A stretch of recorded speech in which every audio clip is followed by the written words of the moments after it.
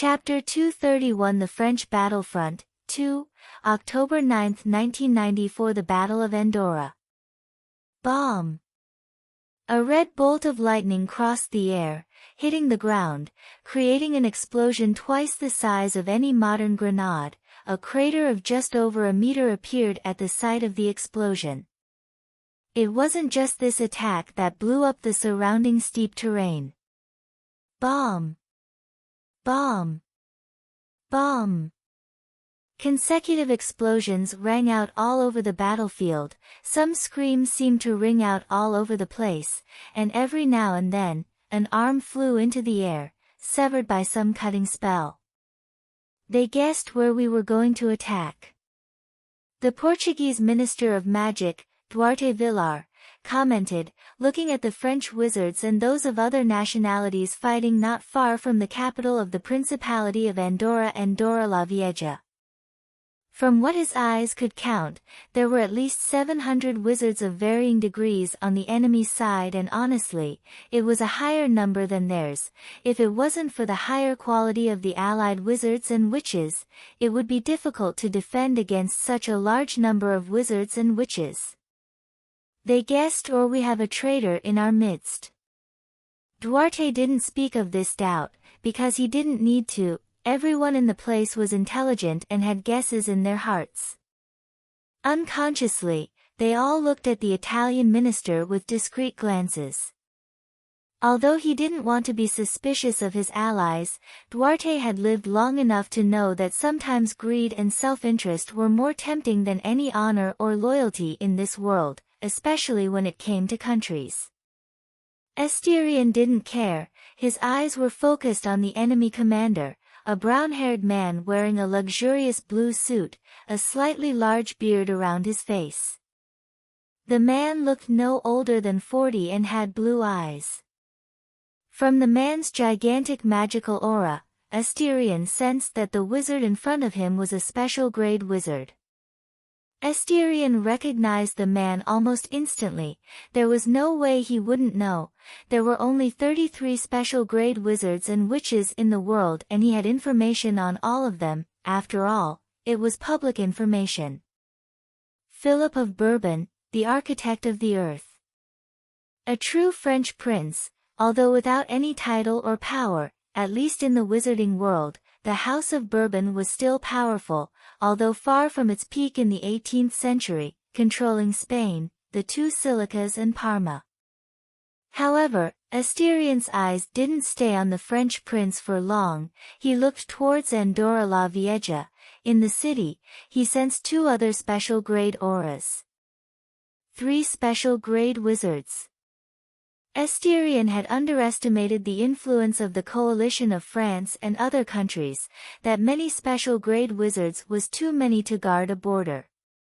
Looking away from the city, Asterion glanced at the 3 ministers of magic around him.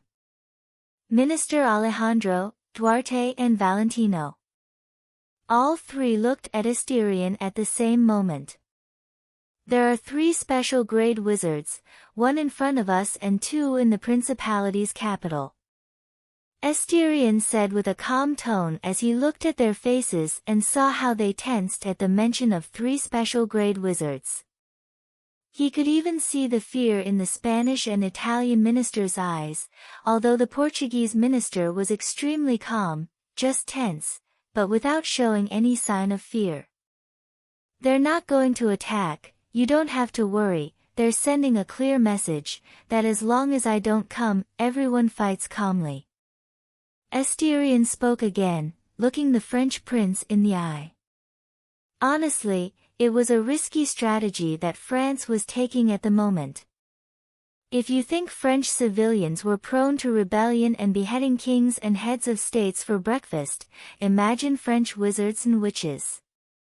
The longer this war went on, the more agitated the French population would become and the greater the pressure on the French government. Asterion wouldn't be surprised if there was a rebellion within a few months. As he had said before, France's presidential throne was like a TNT bomb ready to explode at the slightest spark. For this reason, the strategy of delaying France's time was truly daring. Asterian's words made both the Spanish and Italian ministers of magic breathe a sigh of relief. The idea of fighting 3 special-grade wizards was not at all appealing to either minister. The Portuguese minister of magic just snorted loudly and commented sarcastically. "They want to delay time, they've probably mobilized the troops too quickly and are waiting for other reinforcements so that we can attack with an even greater force." He turned his gaze to the young man with the black hair and red eyes. "I propose to attack. What do you think, General Black?" Asterion was the only one who could fight special-grade wizards at the moment. The special-grade wizards and witches of Spain and Portugal were currently unavailable and would take a while to receive the news that they were at war. Which was normal, given that special-grade wizards never stopped studying magic and were true scholars. Many preferred the silence of the mountains, far from the intense gaze of the cities, and concentrated on carrying out magical experiments in the hope of advancing to an even higher level of power. All eager to become the new wizard gods of this era, although in 1,000 years, there hadn't been a modern wizard god, only Merlin being the closest, but never actually becoming one, showing how challenging it was to reach that level of power. Asterion didn't look at the old minister and raised his lips in an appreciative smile. "You read my mind, minister." Like Duarte, Asterion didn't agree to stand by and wait for reinforcements to arrive, because this war would turn into a war of resistance, something that could be delayed for months, perhaps years. Especially if both sides set up fortresses. With his words, Asterion ignored the shocked stares of both the Spanish and Italian ministers of magic. A dark blue aura enveloped his body like a flame, and a colossal magical aura spread through the surroundings without any hesitation. At the same instant, 3 special-grade auras also manifested and collided violently in the air, spreading gusts of strong winds, and an oppressive, suffocating aura hung over the battlefield. Asterion and the other 3 special-grade wizards might have been indifferent to the magical aura, but the same could not be said of the other wizards and witches. The fighting that was taking place on the battlefield stopped almost immediately. Everyone felt as if a mountain was pressing down on their shoulders. Asterion showed a calm, cold look. Black armor with red eyes appeared on his body. Under his shoulders, the crimson cloak rested on his shoulders. Asterion's feet gradually left the ground and his body slowly flew into the air before the eyes of thousands of wizards, a visible dread spreading across the faces of the French coalition. While they showed fear, the soldiers from England, Spain, Portugal and Italy gained momentum and morale, seeing the figure gaining altitude like a true god. "Monsieur Black, are you really going to attack us?" Philip asked, flying in front of Asterion. The man's face was incredibly dignified. Asterion's magical aura was far superior to his. And although the amount of magical energy could not be a key to victory in any duel, it showed that the other side would have more resistance. Philip couldn't believe that that absurd amount of magical energy belonged to a 14-year-old boy. In his eyes, Asterion wasn't at his peak and could grow even more, which made the French prince look incredibly dignified. This made him want to kill Asterion right then and there, but rationality overcame his fear. It was impossible for him to kill Asterion, especially with House Black's innate technique. From the information he had received, Asterion Black possessed more than 20 special-grade cursed spirits. That alone could consume him enormously, and once his magical energy ran out, he would become a fish to be slaughtered by Asterion without any resistance. "We're at war, Prince Bourbon, let's not beat about the bush and go straight to the end, we can save our precious time." Asterion summoned his atom-cutting sword and spoke with a terrifyingly cold tone, without hiding his thirst for blood. Philip realized that Asterion wasn't afraid to fight him, even though he had 2 special grade aides. This made Prince Francis' face extremely gloomy. Seeing his face, Asterion wanted to laugh. There were few people who could make him back down from a fight, and Philip was definitely not one of those people. Even if there were 3 more special grade wizards, he didn't care. Stretching his hand forward, Asterion muttered with a cold tone. Innate spell manipulation, creation and manipulation of cursed spirits, summoning. At the same moment, a sphere of black energy manifested in front of Asterion's palm. It looked totally black and obscure, smooth as a mirror in a perfect sphere shape. Behind Asterion, 6 colossal black suns manifested in a mere instant, gigantic red eyes staring at Philip, sending chills through the Prince of France's body. That damn monster! Philip muttered to himself, discovering why 10 Dark Lords came from House Black. How on earth could anyone not be corrupted by such a mighty power? However, the French prince showed no fear. He was a descendant of Charlemagne. How could he be afraid of anyone? Philip drew a long, sharp sword and moved into attack position. Philip didn't know it, but Asterion was the black with the greatest amount of magical energy, superior even to the ancestor of House Black, Corvinus Black. Although he was confident of fighting 3 special grade wizards, Asterion was no fool and followed Rose's advice, not underestimating the enemy. Sukuna could die, let alone him, a 14-year-old boy. Mahoraga. Asterion muttered again, and from one of the 6 black suns, a large humanoid being wrapped in rags emerged. Chapter 232 The French Battlefront 3.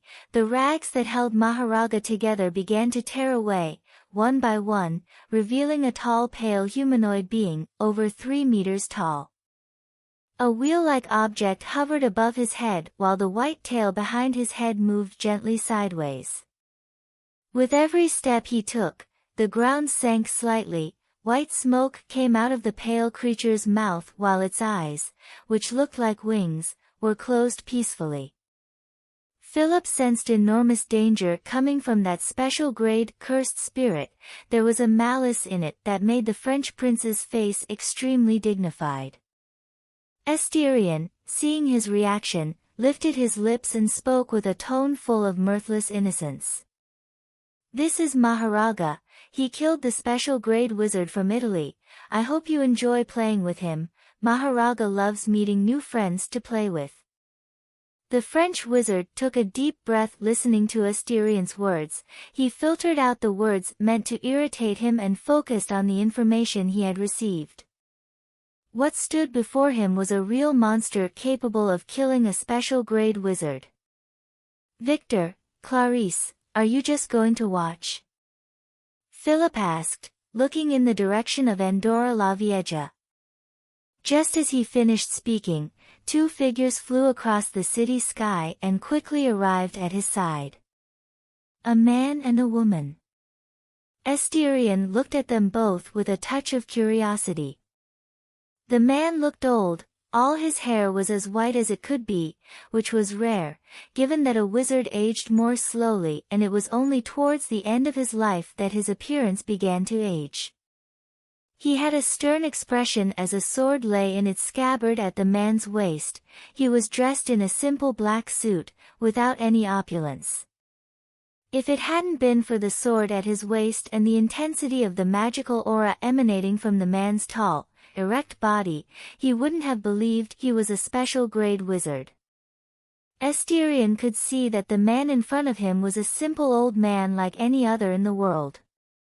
Victor Bourbon, an old nomadic wizard who had no fixed country.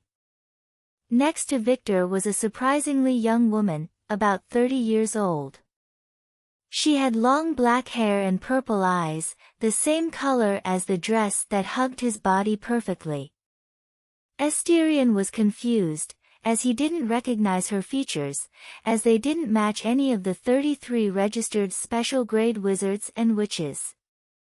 I really want to know what France paid to make you both fight in this foolish war orchestrated by manipulators in the shadows. Asterion didn't jump into combat so quickly, especially without knowing the enemy's innate techniques from those of the woman in the purple dress. We weren't paid to fight you to the death, Lord Black, we're just employed to stop your advance. Victor replied, his grey eyes roaming between Asterion and the pale beast approaching with slow steps, without any sign of urgency.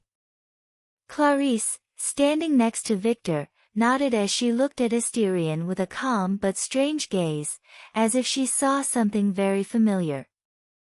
Honestly, Asterion wasn't surprised by Victor's words. The price for encouraging a special grade wizard to kill another special grade wizard couldn't simply be calculated in coins or monetary value. It had to be something important enough to make the wizard in question stronger. And believe me, something like that wasn't so easy to come by. As you may have noticed after Salazar's surgery on Asterion, the price of these items was often death, which would have happened to Asterion if he hadn't had Baskerville at the time. Then Asterion's face turned extremely cold as he took a step forward. Unfortunately, you've miscalculated something. I'm going to fight to kill you three. Behind him, two other gigantic figures emerged from the Black Suns of Energy.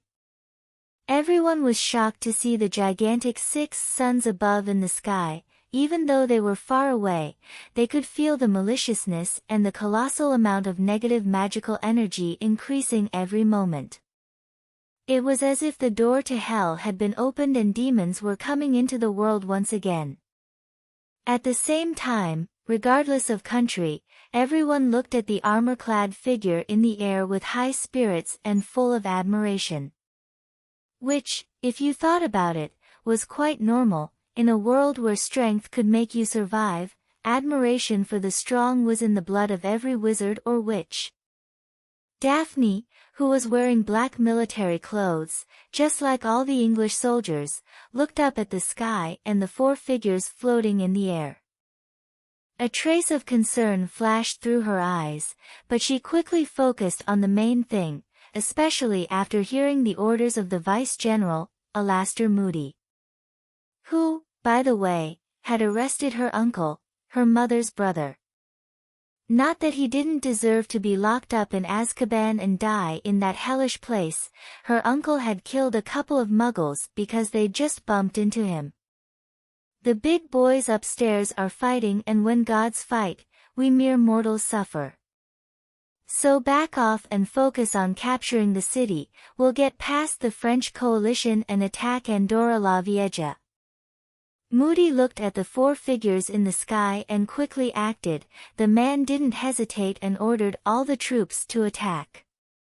In his eyes, it was an excellent opportunity to invade the city now that all the special grade wizards were away. With Moody's orders, all the English troops moved quickly.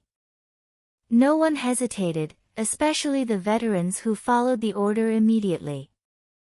Seeing the mobilization of the English troops, Duarte and Alejandro didn't hesitate either and ordered the attack. The slowest was the Italian troops, not that the Italian soldiers were bad, but their commander hesitated to give the order and delayed the attack on their part. And when he gave the order, the Allied troops were 50 meters away. Daphne countered the enemy's spell. He threw a diffindo at the enemy while she used the innate technique of House Greengrass. A blade of wind cut the enemy's neck in a mere instant. Blood splattered in the air as she watched the man's life pass before her. Daphne's face was indifferent and she didn't give him the chance to counterattack even though he was wounded. A bolt of red lightning shot out from the tip of Daphne's wand, blasting the man into a million pieces in an extremely bloody scene. Blood splattered onto Daphne's face, almost completely staining her cheek, but the future Lady of House Black remained indifferent as she looked around, death and more death appearing before her. An extremely bloody and cruel war. Everyone looked like an animal killing itself on other people's orders. Daphne's blue eyes caught the figure of Asterion's cousin on the battlefield, Nymphadora Tonks. She looked like a goddess of war, her hands transformed into gigantic hammers and smashed the enemy without any resistance. The scene was even bloodier than hers. At the same time, Daphne noticed that the quality of the French troops seemed far below what was expected for an army guarding the border. Is it possible that they left the weakest on the border and reinforced the inner part of the country? Daphne muttered to herself as her body began to separate from the ground. Innate spell manipulation, heart of nature, manipulation of the elements. Wind and lightning surrounded her figure. She looked like a Valkyria, surrounded by wind and lightning. Like a conductor controlling the orchestra, Daphne controlled the elements by attacking enemy troops without any discrimination, tore up the ground with her powerful lightning and sent enemy wizards and witches flying with violent gusts of wind. It wasn't just her who started fighting in earnest. Ana Rodriguez, a young grade 1 wizard, tore through the battlefield like blinding lightning. Her figure could barely be seen, she was so fast and deadly that she looked like a wizard-killing machine, slicing through them like a vegetable. Faster, faster, faster. Ana muttered to herself as her body practically transformed into electricity, her hands becoming scythes reaping lives with extreme efficiency and agility. The Vice-General of England, Alastair Moody, walked calmly across the battlefield towards the city while his right eye seemed to move at high speed. It looked strange and extremely frightening. Around him, gigantic black eyes appeared in the air while anything near him seemed to become extremely frightened to the point of turning and fleeing in complete terror. The moment this happened, a bolt of green lightning shot out from the tip of his wand and struck his enemies, killing them on the spot, as the consequences of using high-level dark magic mattered little in war. That's what Moody was doing, not caring about international laws that forbade such spells in war. Duarte and Alejandro, seeing the massacre unfolding before them, couldn't help but take a deep breath. They thought it would be difficult to fight an army of almost 1,000 wizards and witches, but seeing the situation in front of them, they estimated that within 10 minutes, the enemy troops would surrender or retreat into the city. And as they expected, the enemies did indeed see the situation they were in and retreated towards the city while still maintaining a front line of spells, delaying the troops from England, Portugal, Spain and Italy. Seeing the situation, they both looked up and anxiously awaited the outcome of the battle taking place in the sky at that moment. Suddenly, their expressions changed dramatically as the sky darkened in front of them. A meteor swept through the clouds and plummeted towards the ground. In the next second, a deafening explosion rang out across the world as a flash of light blurred the vision of many, including the ministers of magic themselves. Boom! Chapter 233. The French Battlefront. 4. Asterion, who was about to attack, looked up and in a mere instant, the clouds dispersed, a gigantic meteor appeared before his eyes. His senses picked up nothing. Not even a trace of magical energy. There was no negative magical energy in the air, there was absolutely nothing. The meteor simply appeared in front of him as if it had always been there, which was completely impossible. And looking at Philip, Victor and Clarissa's shocked expression, Asterion knew that it wasn't their team's job either. Drawing his wand, just as Asterion was ready to cut the meteor into several smaller pieces, an explosion occurred, a blinding light blinding anything nearby. Boom! If Asterion hadn't activated his second innate technique, the imperfect destruction of truth, he would have been blinded too and paralyzed by the violent shockwave that spread through the air. Asterion watched the explosion with a cold expression. The gigantic meteor shattered into millions of smaller pieces and the sky was covered in flaming rocks falling towards the ground.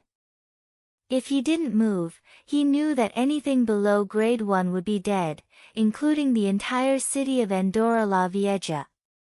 Having cancelled Saddle Melicalba's summoning, Asterion quickly summoned Ouroboros.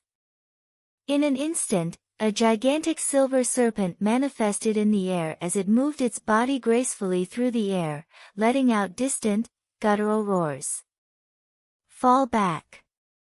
Asterion muttered to himself as a huge amount of magical energy inside him disappeared in the blink of an eye. As soon as Asterion's words rang out, something that defied the logic of the world happened.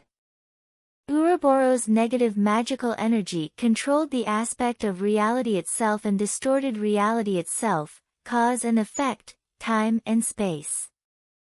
Every sky that rained down flaming stones began to recede.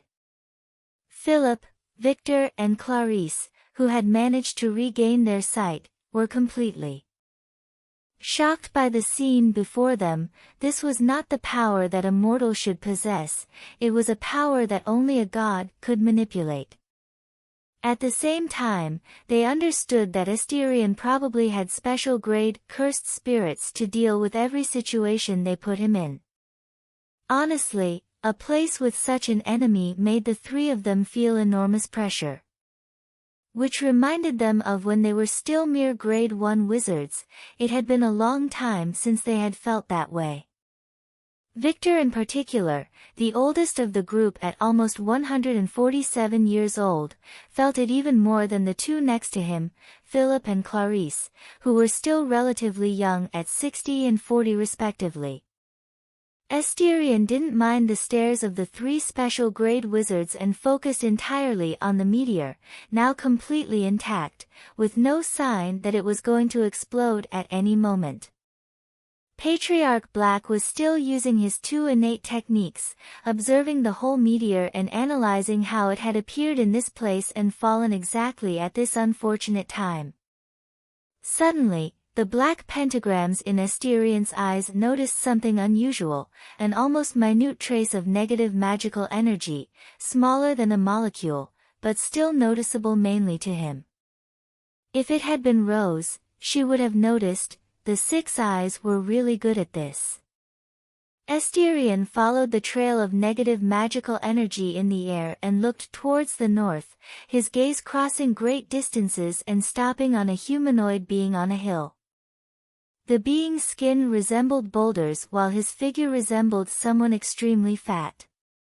There were 6 eyes on the cursed spirit and his ears resembled Buddha ears. At the same time, an Islamic-looking man stood next to the special grade, cursed spirit, wearing an elegant black suit with a white vest. His beard was perfectly manicured and very well groomed. Asterion's face instantly turned cold at the extreme, an intense and colossal murderous intent surrounded his body, it almost looked like a black and red subsistence. Again someone was plotting against him, again and again. To say that Asterion was furious at this moment was to simplify what he was feeling. He couldn't understand why no one had the respect for him that they should. Hadn't he already killed enough? Hadn't he already exposed more than one of his trump cards? As in Merlin's name, there was someone still out to plot against him.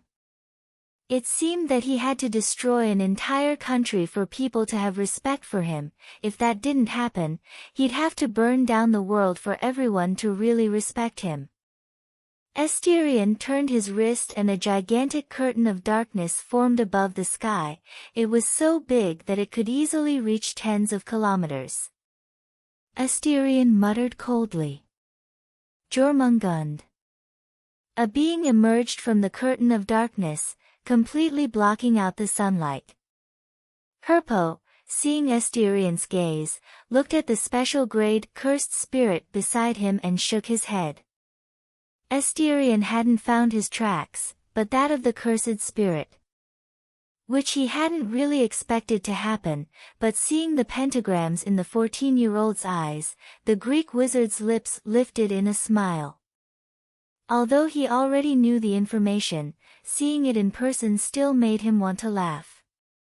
He hadn't expected that the soul spell would actually work in Salazar's hands, but like any experiment, there was always a chance that it would be successful.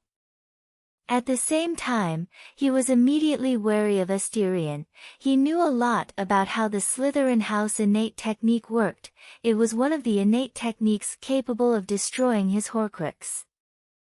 And seeing the monster that could adapt to any innate technique on the battlefield, the danger he was in right now was extremely great.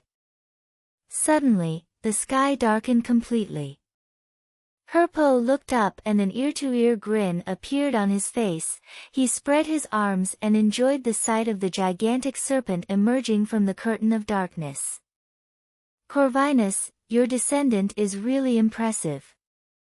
A gigantic golden serpent covered the sky of the Iberian Peninsula, its body reaching an unbelievable tens of kilometers in length.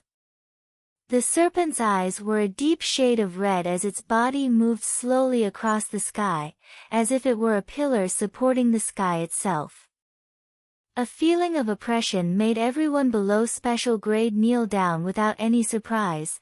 Even special grades on the spot felt that the air seemed denser, making it a little more difficult to move around.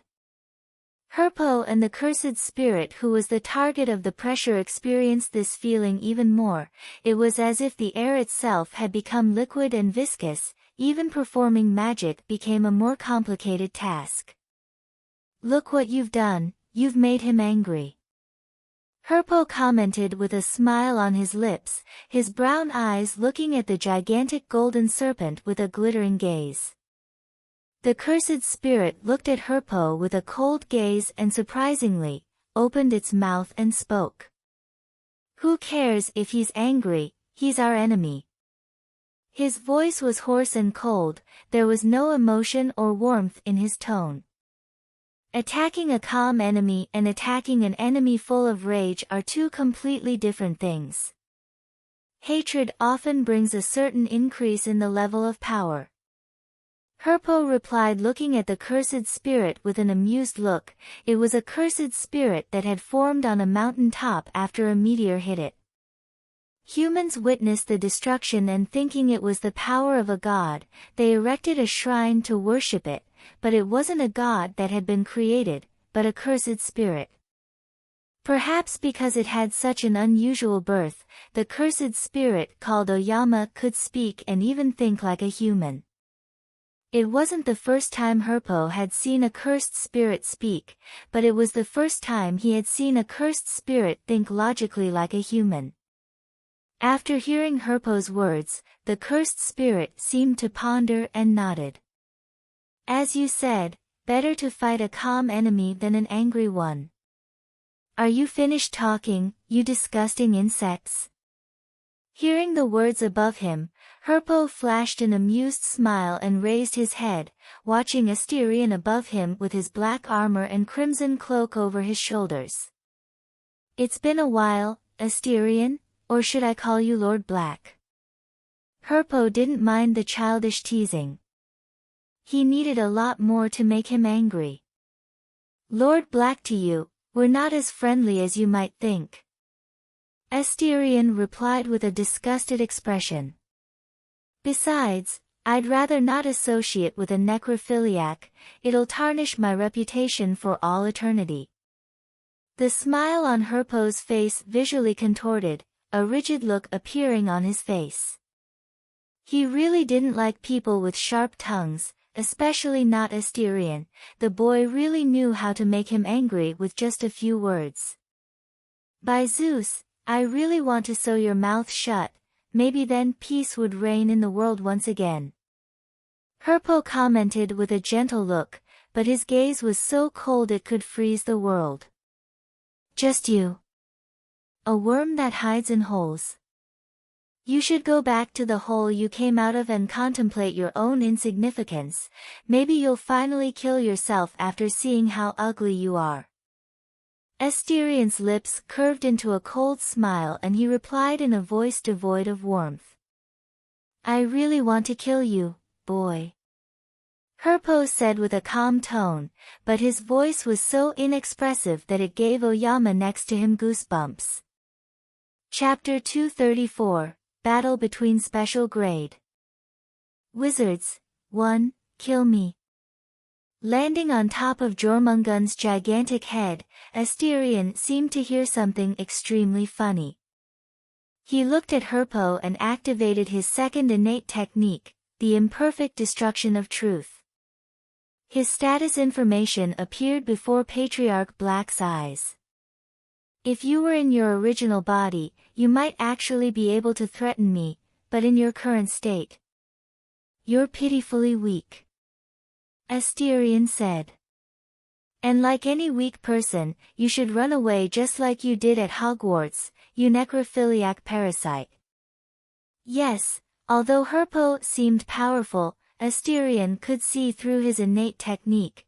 He didn't know what the side effects of occupying someone else's body would be, but it definitely wasn't small. Especially noting the amount of Herpo's magical energy, it was barely up to special grade. Asterion assumed that Herpo's original body was alive and hibernating at the moment.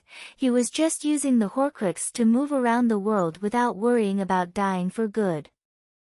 Didn't you hear about Zeus and Kronos fighting? Kronos was stronger than Zeus, but he still lost. The weak often have ways to kill the strong. Herpo looked at Asterion and replied calmly, although inside he was cursing the Slytherin house technique. Faced with that innate technique, there were no secrets that could remain hidden, and for the first time in 2,000 years, Herpo wanted to go back in time and slap himself for being so arrogant. He never thought that a spell given to that arrogant Salazar could actually work. At the same time, as Asterion had said, Herpo was really getting ready to run away. He'd only come here to hinder Asterion as much as possible and then leave unnoticed. Unfortunately, Asterion had managed to trace the remnants of Oyama's negative magical energy, even with all the preparations to hide their tracks. Zeus and Kronos. Asterion raised his lips in a cold smile. He looked at Herpo, Philip, Victor, Clarice, and the special grade cursed spirit. It really does look like the situation Kronos faced. Should I feel honored that 5 special grade beings are surrounding me? Herpo's eyes flashed briefly. He smiled and spoke. Are you prepared to be dethroned from the throne, Your Majesty? Asterion's eyes narrowed and he revealed a sneer. You may look big, but everyone in this place is a slightly bigger ant. In the end, they fight me or run away when they see they're no match for me. Philip's eyes looked at Herpo and the cursed spirit with an indecisive look, but seeing the 3 special grade spirits summoned by Asterion, his face became determined. Although he didn't know who they both were and especially why a wizard was cooperating with a special grade cursed spirit, he didn't care. It was a great opportunity to kill Asterion Black. If Asterion died, England and the English allied countries would lose almost 30% of their fighting power. However, Philip's eyes fell on Victor and Clarice. He didn't know if these 2 would accompany him in this fight. The unbreakable vow was explicit. Both of them should only help block Asterion Black. The vow said nothing against starting a fight to the death. Victor and Clarice could flee at any time without bothering to break the unbreakable vow, as it was established that any time the fight threatened their lives, they could leave at any time. Although it was an extremely lax unbreakable vow, who said it was France that needed special grade wizards to fight? So, even though he gave away a lot of money in Nicholas Flamel's inheritance, Philip had to accept such lax terms. Victor and Clarice looked at each other. The cursed spirits of Asterion really were something they had never seen in their lives. They all seemed extremely powerful and with powers capable of distorting even something as abstract as fate. At the same time, Nicholas Flamel's inheritance was something they both wanted. The legendary alchemist's inheritance could certainly make them stronger. Seeing the determination in both their eyes, Victor and Clarice approached Philip and gradually surrounded Asterion, who was sitting in a relaxed position on the head of the gigantic world serpent, Jormungand. Herpo's lips lifted at this and he too flew into the sky, followed by Oyama. 5 figures surrounded Asterion in a formation that resembled a circle, but they all didn't approach the gigantic golden serpent for obvious reasons. No one knew the ability of the gigantic cursed spirit and they didn't want to be the first to attack and suffer serious injuries. Seeing this, Asterion stood up and pretended to wipe the dust off his shoulder and looked at the 5 special grade beings. "If you wish, I can wait for you to plan some strategy. Treat this as my mercy on you mongrels, unworthy of even licking my feet." Ouroboros, the serpent of destiny, arrived at Asterion's side and protected his master. Although Ouroboros was large, the silver serpent looked like a puppy next to Jormungand, the serpent of the world. The same could be said of Mahoraga, who appeared behind his master and acted as his bodyguard. Herpo's face twitched as he listened to Asterion's extremely insulting words. He had to admit, Asterion knew how to speak impactful phrases at times like these. If Herpo and Victor could control themselves in the face of such words because they were more experienced, the same could not be said of Clarice and Philip, the French prince in particle, who had always had privileges and flattery as he grew up, could not stand by in the face of such humiliation. He gripped his sword firmly and attacked Asterion with a look full of rage. Herpo shook his head and thought that children were children, always impulsive. The moment Philip attacked, Asterion had also moved. Asterion had raised his wand and whispered, "Confringo." Under Asterion's magic, reality was distorted and in less than the blink of an eye, a huge fireball exploded, making a great deafening sound in the Iberian Peninsula. The heat wave spread for miles, making the air the temperature of magma. Philip, who had approached Asterion, had his body thrown backwards as his body was literally cooked by the explosion of Asterion's confrontation. When Asterion attacked, Oyama, the special grade cursed spirit, attacked. But, under his confused eyes, his figure couldn't leave the spot. Every time he moved, he went back to where he was. The cursed spirit's 6 eyes looked at the silver snake and it roared furiously.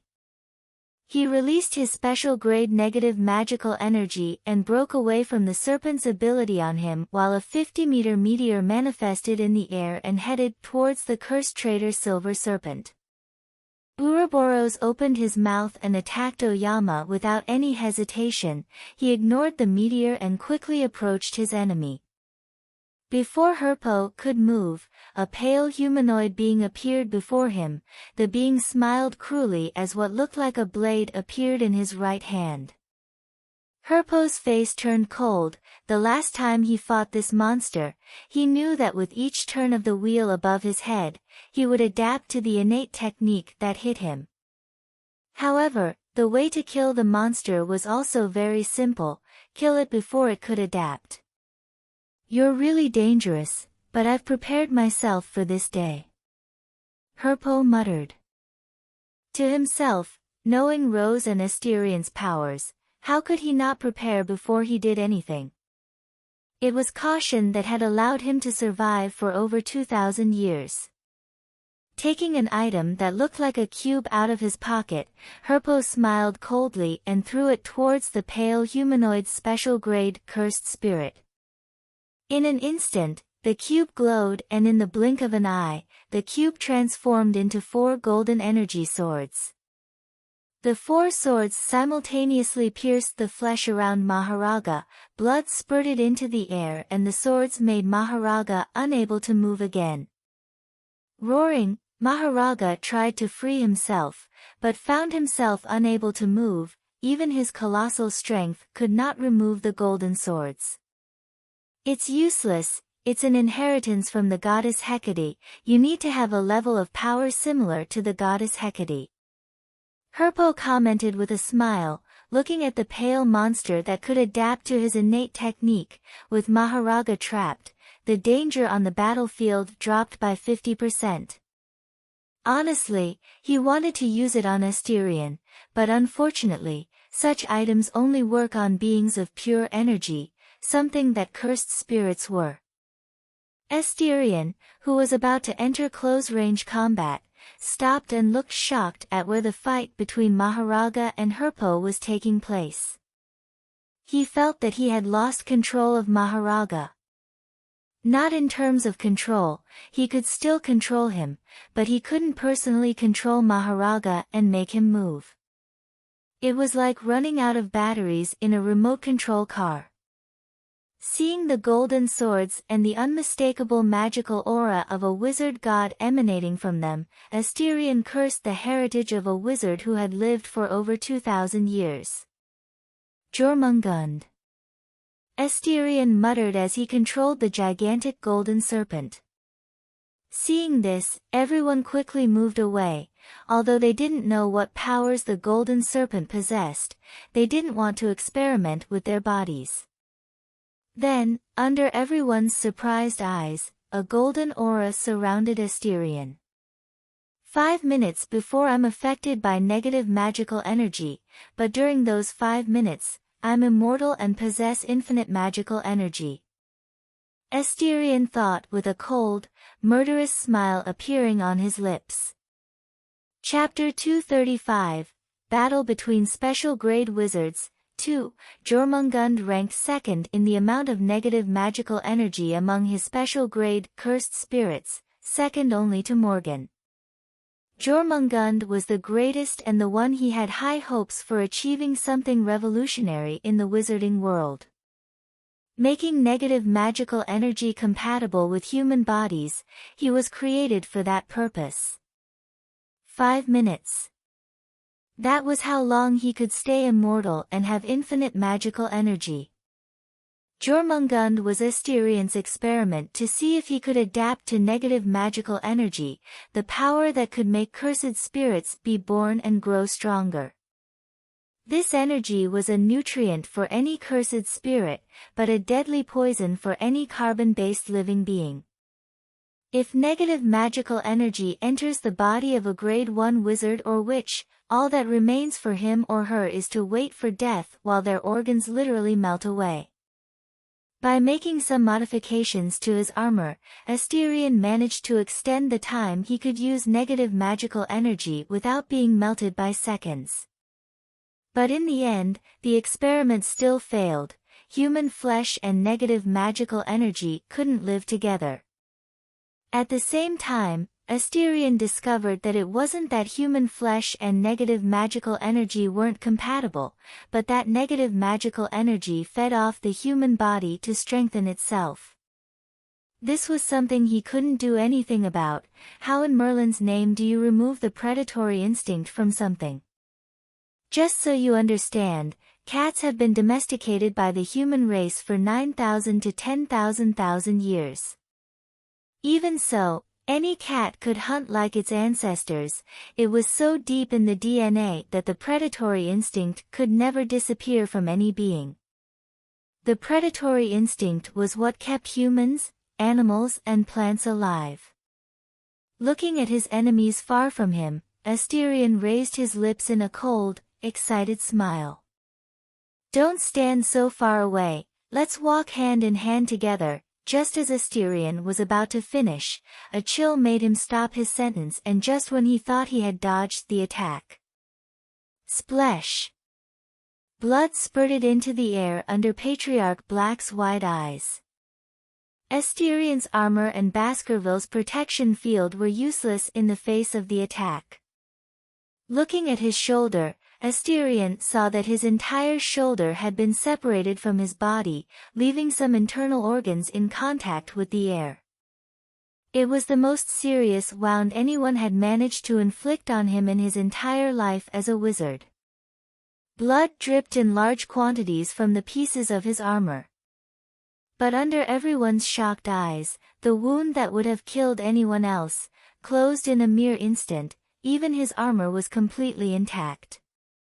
What a monstrous regeneration! Victor muttered with a shocked look. He couldn't help but look at Asterion with a touch of fear.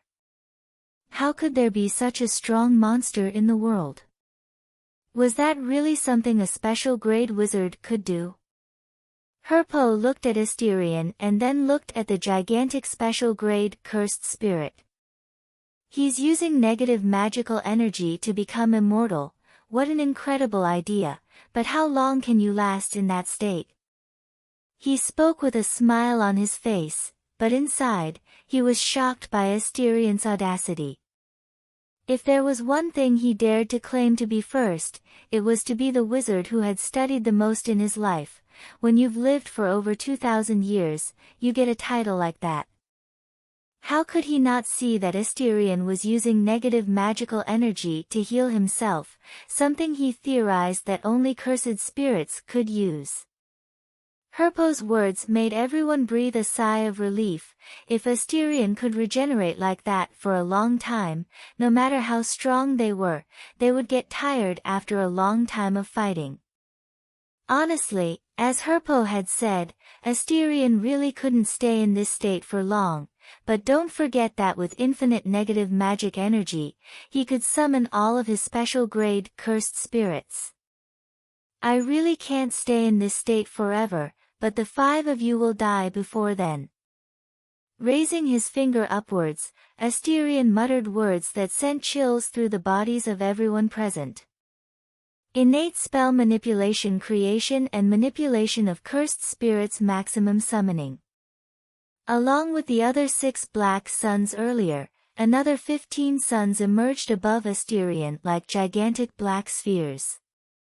Along with Baskerville in the shadows of the Black Patriarch, 20 special grade cursed spirits. Within 16 black suns, 16 ancient beasts roared, excited to come out and cause fear and death to their master's enemies. The level of negative magical energy was so high in the air that the world took on a dark hue. In this environment, even muggles might be able to see cursed spirits. Honestly, when 20 special grade cursed spirits appeared above the Iberian Peninsula, all the wizards in Europe and some in Asia and Africa looked in shock at the colossal amount of negative magical energy.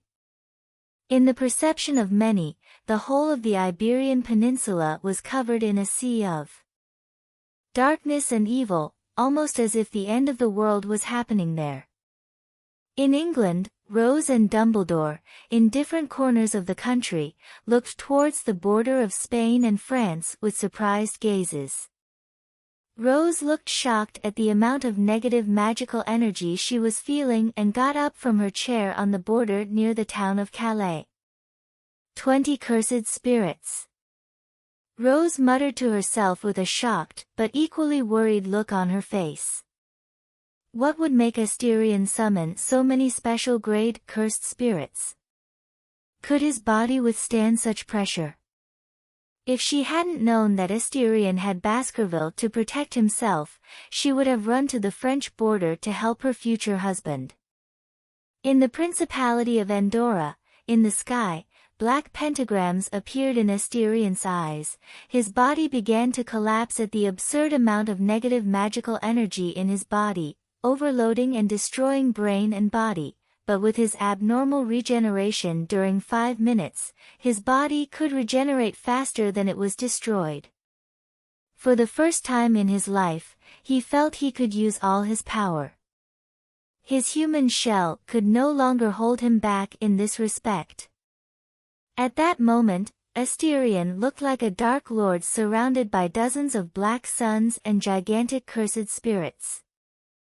Asterion looked coldly at the purple-clad wizard, the black pentagrams manifested in front of his eyes. The attack that wounded him was delivered by the woman. He had to kill the one who could do the most damage to him. Innate spell manipulation, imperfect destruction of truth, destruction of truth.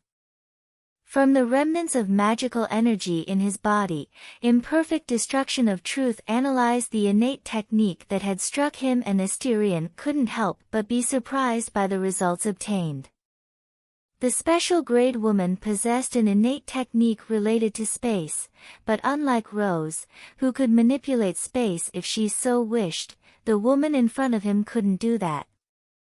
Which was normal, she didn't have the 6 eyes to make the gigantic calculations like Rose. Ignore space and hit the target directly. What an excellent innate technique. Couple it with the amount of special grade magical energy, it can support your attacks over great distances. Asterion muttered to himself in a voice tinged with a touch of regret. Regret, because he was about to kill such a strong woman. The hairs all over Clarissa's body stood on end as she was stared at by those demonic eyes with pentagrams spinning in those red irises. Run! Run! Run! Get away! Get away! Run! Run! Run! Run! Run! Her body was desperately screaming at her to run, terror and fear changing her expression drastically. She was a veteran who had fought between life and death for many years, but here she was, as nervous as a rookie, but faced with imminent death. Any fighting experience and past glories were nothing more than the remnants of arrogance. Without any hesitation she conjured up a wall of water and any other element she could think of at that moment, and without any hesitation, she turned and ran. Money? Inheritance from Nicholas Flamel? In the face of life, they meant nothing. Analysis completed. Destroy. In an instant, 2 extremely destructive rays of red energy shot out of Asterion's eyes. Victor, Herpo, and Philip could do nothing but stare at the rays of red light crossing space and heading towards Clarisse. That was the horror of the imperfect destruction of truth. As long as Asterion could withstand the pressure on his body and brain, he might as well be invincible. Unfortunately for him, he only had 5 minutes of such invincibility. Herpo looked at the innate technique and couldn't help cursing fate for giving such broken innate techniques to human beings. If Asterion became a wizard god, he was sure that innate technique would become the authority of omnipotence, and the patriarch of House Black could be called the omniscient god. Along with House Black's innate technique, he assumed that Asterion could get an authority involving creation, and believe me, at that moment, no matter how many trump cards he had to save his life, he couldn't escape death. As Herpo thought, the barriers erected by Clarisse didn't do the job they were supposed to. They couldn't stop Asterion's attack and went through them all as if they were nothing. Clarisse, sensing death, showed a determined look and gritted her teeth. Without hesitating any longer, she drew her wand and attacked the red rivers of death coming towards her, even though they had done almost nothing to slow her down. In the same instant, she dove straight in, tore through space with her own innate technique and fled, but before she could disappear completely, the red energy beams hit her. Only a high-pitched scream sounded before Clarisse disappeared completely, successfully operating. 1 down, 4 to go. Asterion muttered to himself, turning to face Herpo, Philip and Victor.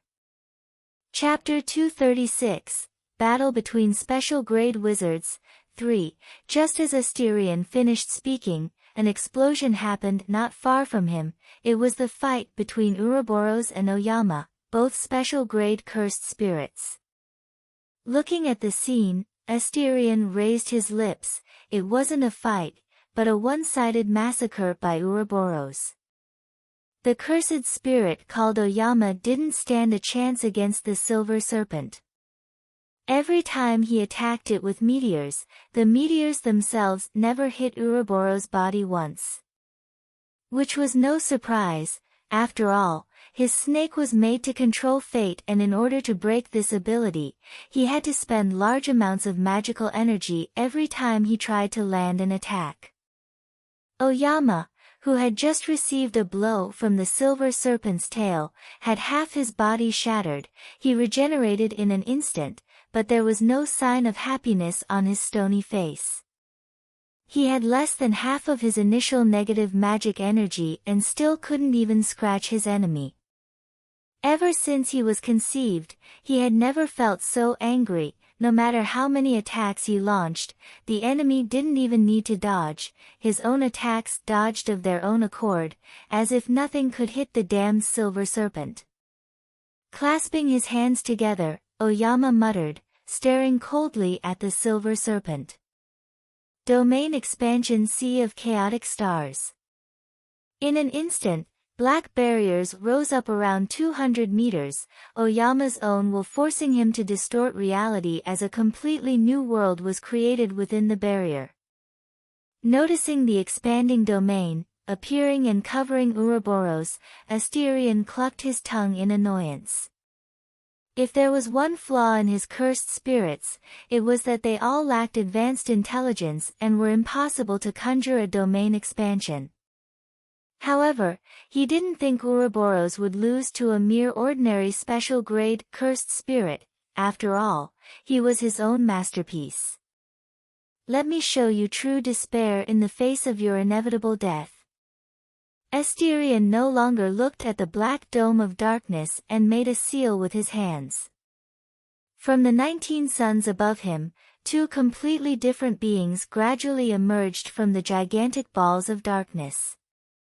One was a gigantic humanoid being. His skin was blue and horns grew around his head. His arms were large and muscular, which would make a bodybuilder envious. Lightning and wind surrounded the gigantic, kilometer-high figure. It looked as if Zeus himself had arrived in the world once again. Obelisk the Tormentor. Next to the obelisk, a small, adorable creature floated in the air and instantly appeared on Asterion's shoulder. "Foe!" he cried out in a cute and impressively adorable tone. He looked like a mixture of squirrel and dog. His fur was white while two ears that resembled rabbits were on his head. He looked around with his innocent, harmless eyes. Herpo looked confusedly at Asterion. He could understand the blue titan. He looked very powerful, but looking at the creature that looked like a mixture of dog, squirrel and rabbit, looking extremely adorable, no matter how he looked at it, it didn't seem like a big deal. Stroking Foe's white fur, Asterion saw Herpo's skepticism and raised his lips in a mischievous smile tinged with a cold, sadistic feeling. "Foe, it seems that everyone despises you," Asterion commented, his voice gentle, despite the situation he was in at the moment. Foe was a cursed spirit created in his early years, but after seeing Herpo, he modified him to make Foe the Greek wizard's mortal enemy. The little boy might look cute, but he was a grotesque abomination of chaos and madness. His ability was called Envy of Men. These characteristics created a rather special ability for Foe. He could always exceed an opponent's strength. Foe blinked his innocent eyes. He looked at Herpo and instantly appeared in front of the Greek wizard, who immediately stepped back, looking at the adorable creature cautiously. Although he didn't know what Asterion was planning, Herpo didn't stick around to find out. If there was one thing he did know about Asterion, it was that the boy was especially studious, despite being only 14. Foe. Seeing the wizard walking away, Foe tilted his head to the side in confusion, but his confusion disappeared when he noticed the caution in the enemy wizard's gaze. In an instant, the magical aura that easily overcame Herpo exploded from Foe's small body, causing Herpo to tighten his lips. At that moment, Herpo wanted to crack Asterion's head open and see why the boy could always come up with things that were so strange and outside normal logic. Who in their right mind would make such a monster look so adorable? When foe moved, Obelisk moved too, his huge body like a pillar, the winds and lightning surrounding his figure as he raised his hand. Philip and Victor's expressions changed dramatically when they saw the giant approaching. They moved into combat position without hesitation, at the same time as their eyes wandered between the cursed spirit and Asterion. They watched as Clarice died in front of them. They both didn't want to suffer the same fate. It's been 2 minutes, as long as we can last 3 minutes, he'll be riddled with after effects from this strange technique of using negative magical energy. Victor commented, snapping his fingers and craning his neck as he looked at both enemies. It would be 80 years since he had fought with such great risks, but for some reason, faced with the situation, he felt young again, his heart beating faster as he showed a bright look full of anticipation for the fight against someone so powerful. Throwing his overcoat in the air, Victor, despite being almost 150 years old, revealed himself to be a muscular and strong physique. 2 iron gauntlets appeared on both his arms. Kid, I'm assuming you already know my innate technique, but my innate technique is simple, accumulation of force, every blow of mine, the power of the blow doubles. Victor spoke, his eyes focused on Asterion. As for the blue giant, he left it to Philip to take care of. Asterion raised an eyebrow at the ancient nobleman's ritual of talking about his innate technique before the fight. A smile appeared on Patriarch Black's lips. Asterion Black, creation and manipulation of cursed spirits and imperfect destruction of truth. I don't need to tell you what the first one does, because the name already explains it. The second analyzes your attacks and builds a countermeasure in the form of extremely destructive red rays, reducing you to an atomic level. The imperfect destruction of truth had other abilities, such as analyzing information and arriving at results at incredible speed, but it was a primary ability. Victor frowned listening to the 2 innate techniques. What Asterion had just said practically overturned every law and logic he had about magic, but he wasn't intimidated. He knew that the stronger an innate technique was, it always came with a weakness, just like his own. Having a weakness was a natural part of the universe. The strongest could never escape this iron law created even before the creation of the universe. Victor took a deep breath and got into a fighting stance, instantly disappearing from where he was and reappearing in front of Patriarch Black. Asterion just blinked and saw a punch covered by a gauntlet in front of him. He raised his arms in defense of the punch, but the force of it wasn't even enough to push him back. Attacking with his sword, Asterion made a horizontal slash, which Victor easily deflected with quick reflexes and returned the attack with a punch. Asterion used his sword to block the attack, causing sparks to fly in the air around him. Blow after blow, sword versus gauntlet. Each impact was enough to sink a 20-story building with ease. As he used his sword to dodge another attack, Asterion noticed the gap in fighting experience between him and Victor. The man had relentless attacks and no flashy or flowery moves, every attack was for the kill. The man's footwork was something Asterion had never seen in his life. It was so random and effective that it was hard to predict. Stepping back, Asterion looked at his trembling hands and couldn't help but cluck his tongue in admiration. If Victor's first attack had been worth 1 strength, it had now multiplied countless times. This was such a huge amount of force that each blow seemed to break his arms. Even so, Asterion didn't think that this powerful innate technique was without its weaknesses. To accumulate such a large amount of strength, Victor's body would have to be very resistant, and once the limit was exceeded, wounds were inflicted on the wizard's body. Asterion looked at Victor. The man was breathing heavily, releasing a large amount of steam from his mouth, his gaze fixed on him. He noticed that after the 10th blow, Victor's power didn't increase, showing that he had stopped doubling his strength, probably not using his innate technique anymore. Chapter 237, Battle between Special Grade Wizards, 4, Boom. His hair forced to flutter wildly against the furious winds, Asterion looked to the side and saw the obelisk fall to the ground with a loud thud as gigantic spikes of earth the size of mountains pierced the huge body of his cursed spirit. Purple blood stained all the ground around it, all life began to wither in the face of the cursed spirit's highly corrosive blood. Obelisk moved his body and threw a punch and typhoons emerged from his hand. The spiraling winds, capable of wiping out entire cities, rushed towards Philip, who ran from where he was and quickly attacked the giant obelisk's blind spot. The rapier in his hand was light, but just as threatening, causing great wounds to the blue giant's body.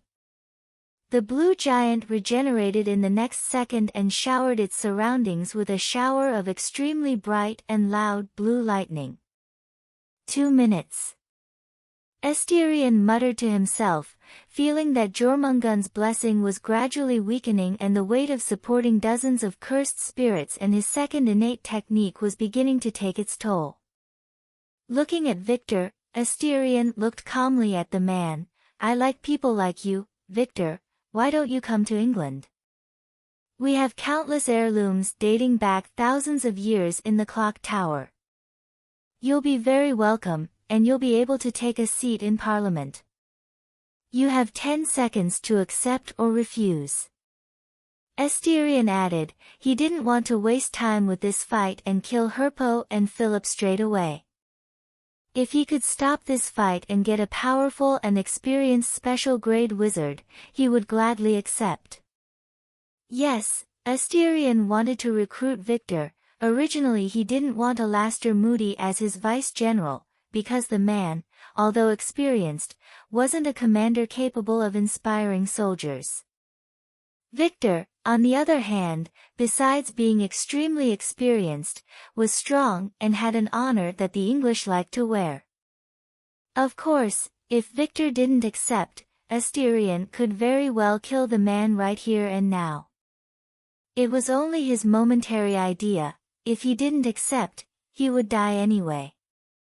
Victor looked at Asterion in surprise, and seeing the serious look on his face, he pondered.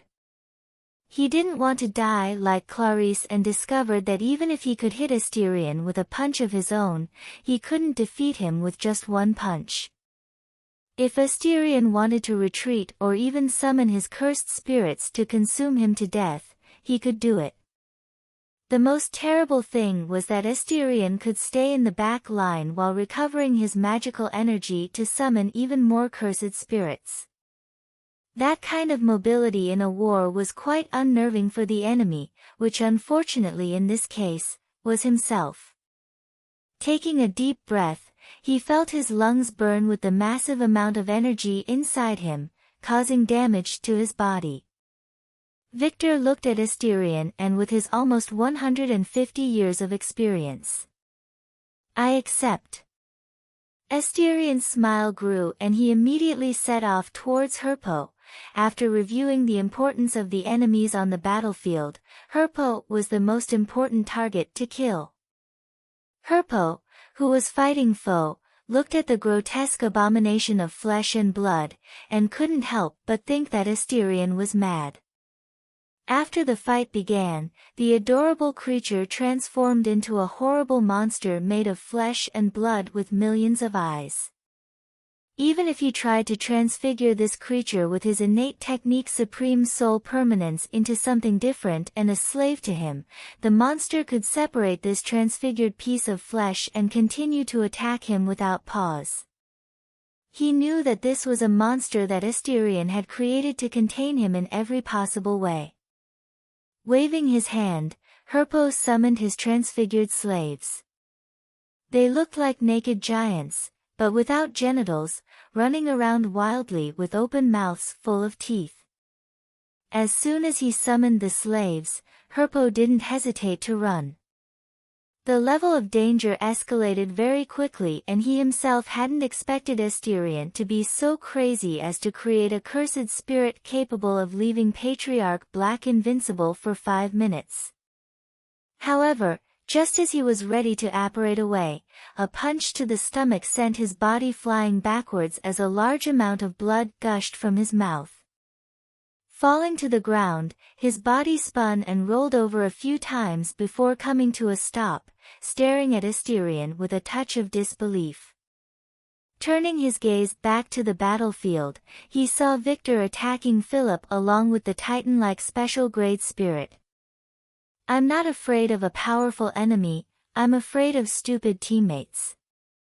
That phrase has never been truer than now. I finally know how Zeus felt about being betrayed by Poseidon for profit in the face of the First World War. Getting up from the floor, Herpo commented with a smile on his face, even though his chin and shirt were stained with blood. "What can I say? I'm quite persuasive." Asterion replied, moving towards Herpo step by step, his smile growing by the moment. At such close range, even if Herpo wanted to apparate, it would take a second. Enough time to prevent such a thing from happening. "I'm going to love every second from now on." Asterion continued speaking, his voice tinged with a sadistic tone and venom. He had wanted to kill this manipulative mouse for a long time, although he wasn't really going to kill it completely, since what stood before him was a mere Horcrux. Herpo, despite his current condition, was not afraid. Mahoraga was trapped in an alchemical item made by the goddess Hecate. The monster Asterion had created to contain him couldn't kill him, and Asterion himself had no way of destroying his Horcrux. At most, Herpo felt that he would be beaten up and imprisoned. After all, he was an extremely valuable source of information, whether it was the war or the colossal amount of knowledge he had acquired over 2,000 years. Perhaps noticing this, Asterion's smile grew even wider, the sadistic look on his face could no longer be hidden. "He will delight in breaking every nerve, determination and arrogance of this legendary 2,000-year-old wizard." Asterion could even read Herpo's current thoughts at that moment. It wasn't hard to guess that the man thought he had no way of killing him. Without knowing how wrong he was. Expansion. Herpo, seeing Asterion's smile, was indifferent and instantly summoned the black barriers around him. He had confidence in his domain expansion, but before he could finish, a fleeting light appeared in the air, and before he knew it, both his arms separated from his body in a simultaneous gush of blood. Looking at his missing arms, Herpo's face remained indifferent.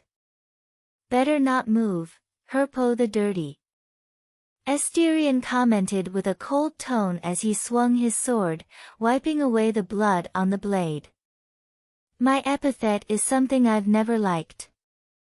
They called me dirty just because I did some forbidden experiments involving living humans." Herpo snorted, listening to his epithet as blood dripped in large quantities from both sides. "You of all people, you must understand, Asterion Black. Wizards must sail the sea of knowledge without barriers or laws created out of fear of the ignorant who cannot see the beauty of infinite knowledge." Asterion really agreed with these words. If the wizarding world had done as Herpo had said, the world today would be like the warlock of the Magus world, a world still medieval, but with a civilization totally centered on magic and knowledge. Would it be an interesting world to live in? Absolutely yes. It would be incredible to invade other planes and plunder resources while everyone had the opportunity to be truly immortal, even if the chances were slim. Unfortunately, this wasn't Warlock's universe, and the planes were never truly discovered. Otherwise the whole wizarding world would move to this plane and live there instead of on Earth, where resources were already becoming scarcer and harder to produce. There's no fear in your eyes, even in this situation you find yourself in. Asterion commented, looking at Herpo's completely peaceful and gentle face, as if he wasn't afraid of being killed. I am important, I have important information for this war, as well as knowledge accumulated over 2,000 years. We can be civilized wizards and negotiate without such barbaric methods as fighting and torture. Even without arms, Herpo tried to appear gentle, courteous and polite, as if the conflict between him and Asterion never existed. But it wasn't as if Herpo would forget something so important, only that in his eyes, only interests are eternal, enemies could become friends with just a simple exchange of words. After all, no one would be stupid enough to kill someone so important, right? Yes, that is indeed one option, but I have another that would benefit me even more, as well as quenching my thirst for revenge against you. Asterion's lips lifted in a gentle smile as he looked at Herpo as if he were looking at a treasure box in a role-playing game. Herpo was confused, but his gaze turned to pure horror as the space distorted and a small girl of about 15 emerged from space. A black Victorian dress full of frills clung to her body perfectly as she held a cookie in one hand. She's beautiful, isn't she? The pinnacle of the mortal world. Asterion put his arms around Morgan's shoulders and commented in a genuinely happy and proud tone. He felt like someone who got lost in the desert and finally drank some water, seeing the pure horror in the eyes of the 2,000-year-old wizard. Even with his experience and accumulated knowledge, Herpo was terrified of what Morgan represented. Are you crazy? Do you think that the aspects of existence have allowed such an abomination that breaks all the rules of the universe? Herpo spoke, his voice tinged with a pure fear born from his heart. What are you talking about, dear Herpo? I ignored all the laws of the universe by creating Morgan. Aren't you happy? This is the fruit of our ideology, a world where there are no rules, we wizards are the rules. Showing a smile that would frighten any child, Asterion spoke, each word making his eyes look more and more frightening. A spiral of darkness appeared in his gaze, showing the inner madness he was desperately trying to quell at every moment. It was at that moment that Herpo realized something. Asterion Black was an anomaly that should never have appeared in this world, a monster in every sense of the word that had no limits to his imagination. Maybe that really is the true root of magic, imagination without limits or scruples. Herpo muttered to himself with an emotionless look on his face. Morgan, extract all his memories and save them, then destroy him completely. Asterion didn't care what Herpo muttered and ordered with a gentle tone for Morgan, but terribly cold for Herpo. Morgan didn't hesitate, she approached Herpo and when she was centimeters away from him, she reached forward and touched his chest with her index finger. You win this round, Asterion.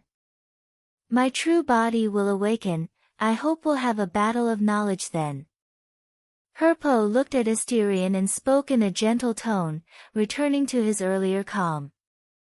As soon as he had finished speaking, his body began to expand rapidly, like a balloon inflating, and with a sickening sound of bones breaking and blood splattering on the floor, his body exploded directly. At last that mouse is dead. Asterion muttered to himself, feeling exhaustion take over him completely. The blessing of Jormungand was over. Chapter 238, Battle between Special Grade Wizards, 5. Seeing the pool of blood spread out on the floor, Asterion felt a sense of satisfaction bubble up in his chest. He had wanted to make Herpo suffer for the conspiracies and attacks against him for a long time. Now, he had finally achieved what he had wanted to do for a long time. When Patriarch Black took a step forward, he felt a weakness in his legs and almost fell to his knees in front of Herpo's pool of blood. If it hadn't been for Morgan, who had already predicted that he would fall, he would have fallen to the ground with his face in the dirt and fallen asleep right there. Every part of his body ached. Even breathing was an extremely exhausting task. Asterion knew that these were the after effects that were bound to appear when he pushed himself beyond his limits. In all honesty, he should have suffered from such after effects 10 seconds after using that amount of infinite magical energy. But because of his regeneration, which made him practically immortal, the after effects didn't appear. Without command, Morgan kissed Asterion's forehead and all the injuries, fatigue and any negative state disappeared as if they had never existed. It was also Asterion's confidence to fight for so long against so many special grade beings. He had a hack called Morgan Black. Even if Jormungand's blessing disappeared and he faced the after effects after 5 minutes, with Morgan's help, he could use Jormungand's blessing as many times as necessary. Everyone complains about hackers in games, but when you're the one using the hack, it doesn't matter. Standing up again, Asterion stroked Morgan's hair and commented with a gentle smile. "Thank you, Morgan. When we get back, I'll personally bake you a batch of cookies."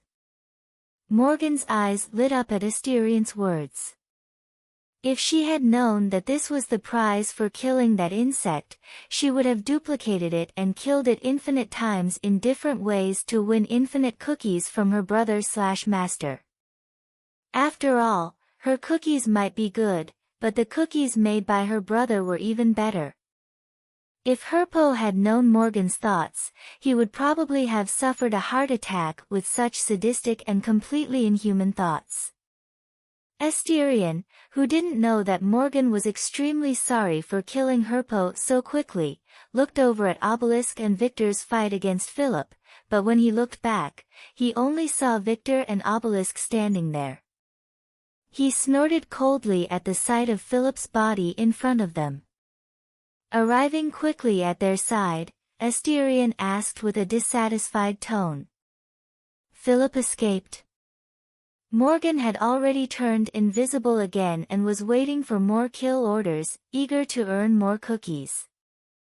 In her eyes at that moment, anyone was XP and the reward for passing a level was cookies. Victor, who had been recruited by Asterion, felt a little ashamed. This was a good chance to get into Asterion's good graces, but he had failed and allowed Philip de Bourbon to escape. He gained distance and apparat. Victor replied with a helpless tone. His innate technique wasn't exactly a good one when it came to containing enemies. Besides, if a special grade wizard wanted to escape, he could quickly gain distance and apparate away. Not everyone was like Asterion, who had absurd amounts of magical energy to reinforce his body at all times during the fight. Fighting like this was extremely energy-intensive, which all veteran wizards and witches avoided on the battlefield. After all, there wasn't just one enemy. It doesn't matter. Although he was dissatisfied with Philip's escape, having the prince alive was more profitable. Once he returns to France defeated and alone, it will be a huge blow to the morale of the French coalition. It will be like when Napoleon failed to invade Russia and returned with only tens of thousands of soldiers, leaving 500,000 French dead on foreign soil. Victor nodded, agreeing with Asterion's words. He could imagine the blow to French morale at that moment. The war had only just begun, but they had already lost a major battle on the important Spanish border. Honestly, Asterion expected the French wizards to start protests and even a rebellion. Although the latter was only a vague hope. After all, the French government could still force the population to back down using force, especially at this delicate time. As Asterion finished his internal monologue, he heard a furious roar and the black dome above them shattered into thousands of pieces, disappearing completely. The figures of Ouroboros and Oyama could be seen again. Large scars had appeared on Ouroboros' body, but apart from that, there was nothing else. Injuries were the most trivial damage that could happen to a cursed spirit. As long as they had negative magical energy, they could regenerate infinitely, just like Asterion's state when he got Jormungand's blessing. Oyama, on the other hand, didn't look well. Half of his body had disappeared and he wasn't regenerating. Like wizards and witches, using domain expansion consumed large amounts of negative magical energy. Well done, Ouroboros.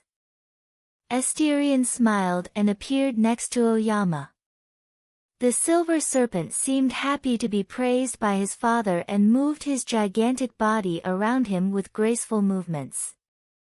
Asterion laughed at the silver serpent's reaction and stretched out his hand towards the special grade cursed spirit and muttered. Exorcise. Just as he was about to start the process, Asterion heard the cursed spirit speak. Wait.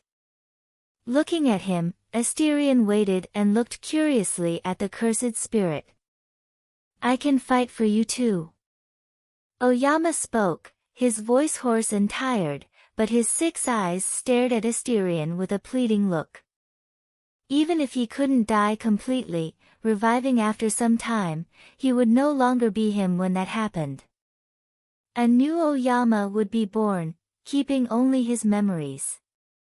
He didn't want that to happen. If you tell me the basis of Herpo and his group of freaks, I can accept your proposal. Showing a gentle, polite smile, Asterion spoke with a tone full of charisma and confidence, as if he hadn't just lied. Oyama's face changed dramatically listening to the powerful human's words. He really wanted to live, but he would never betray his teammates. He wanted an ideal world where cursed spirit could walk through the world without being killed every step of the way. Betraying his friends was the same as betraying his ideal. How could he do something so cruel and untrustworthy of his friends? You can ask for anything else, but I won't betray my friends. Oyama, after a while in silence, spoke with a serious and unchanging tone. No matter what Asterion might say, it wouldn't change his mentality and determination at all. Victor looked at the cursed spirit speaking with a curious eye. It was the first time he had seen a cursed spirit speak, and it seemed that he had a similar intelligence to any normal human. What's more, the cursed spirit's sense of honor and loyalty really shocked him. Who would have thought that a cursed spirit could do something so out of the ordinary as the very being in front of him? In his eyes, it was truly incredible that a being spawned from evil human thoughts could do something so human and genuinely good. Asterion's gentle smile disappeared upon hearing the cursed spirit's words. In place of the kind, warm smile was a cold smile, and a look so cold, it sent chills through Victor's body. What an admirable sense of loyalty. I really want to see when your companions see your friend, fighting against themselves. Without any hesitation, Asterion muttered coldly. Exorcise. A blue dome appeared around the special grade cursed spirit. Oyama, knowing the fate he was about to suffer, wanted to blow himself up and be born again in the near future, but unfortunately for him, the exorcising process had already begun. His body began to decompose extremely quickly. The more his body disintegrated, the more Oyama struggled. He wanted to run away, to blow himself up and escape from the monster in front of him, but it was no use. His body completely disintegrated into a yellowish orb in the hand of the same being that was about to enslave him. Bale, Mina, Yasuke, Young. I'm sorry. But I hope to see you one last time. My friends. It was Oyama's last thought, before all his will and being were controlled by Asterion in a mere instant. Watching Asterion swallow the orb, Victor couldn't help but wonder what it tasted like. What does it taste like, Lord Black? Think of the worst taste you can imagine and multiply it by 10. Asterion replied indifferently as he waved his hand, collecting all the cursed spirits from him. Victor looked at Asterion with admiration. Don't get it wrong, if he had such an innate technique, he would do the same as Asterion without any hesitation. But Asterion was 14, almost 15, and Victor, at 15, definitely couldn't swallow an orb of that taste without showing any reaction. Chapter 239 Occupation of the Principality of Andorra. 1. Inside a mountain in Greece, a Greek temple was completely buried by the mountain, something that was completely impossible by human standards, but not for magic, which could literally manipulate reality. The most shocking thing was that the entire temple looked brand new, without any sign of time or any dust. Entering the temple, you would see a large empty hall supported by majestic Doric-style pillars. Inside the hall, a bed stood above the ivory steps, and between the sheets, a man in his 30s opened his eyes, revealing deep, dark brown eyes. More than 2,000 years. A whisper escaped the man's lips. It was the purest ancient Greek imaginable, although for some reason, his voice sounded strange and flawed, as if the man hadn't been used to speaking for a long time. He got up with difficulty from the bed, as if his body was stiff and hard. He touched his long black hair and smiled encouragingly. 2,000 years. I really didn't expect the Horcrux to survive that long. It was the real body of Herpo the Dirty. The man who caused fear and terror thousands of years ago, one of the first Dark Lords known to mankind. World War III. Asterion Black, Rose Potter, Albus Dumbledore, Gellert Grindelwald. Every time he muttered a name, his lips curved into an excited smile. He never thought he would wake up to such an exciting era. All the preparations for his plan were laid out on the board and he just needed to pick them up one by one. It was almost as if the universe wanted him to complete his plan. But I must say, the boy called Asterion Black is incredible. Herpo muttered to himself, still in disbelief as to how his Horcrux came to die. He created a prototype of an aspect of existence, a god in every sense of the word. Even speaking, I can see how insane the boy's mind is. But in terms of insanity, Grindelwald is the most insane. If his plan fails, what will happen to the world? Will it explode? Perhaps a hole in the fabric of reality itself? Herpo continued to mutter as he allowed his body to return to normal as it had always been. I should prepare for something like this. I'm too young to die. I'm only 200 years old. Touching the marble with his bare feet, Herpo put on a black Greek toga and walked down the ivory steps with a smile on his face. As he walked, he began to analyze the memories of 2 millennia in his mind. It would take some time for him to have all the experience that his clone had after 2,000 years of training and conspiracies.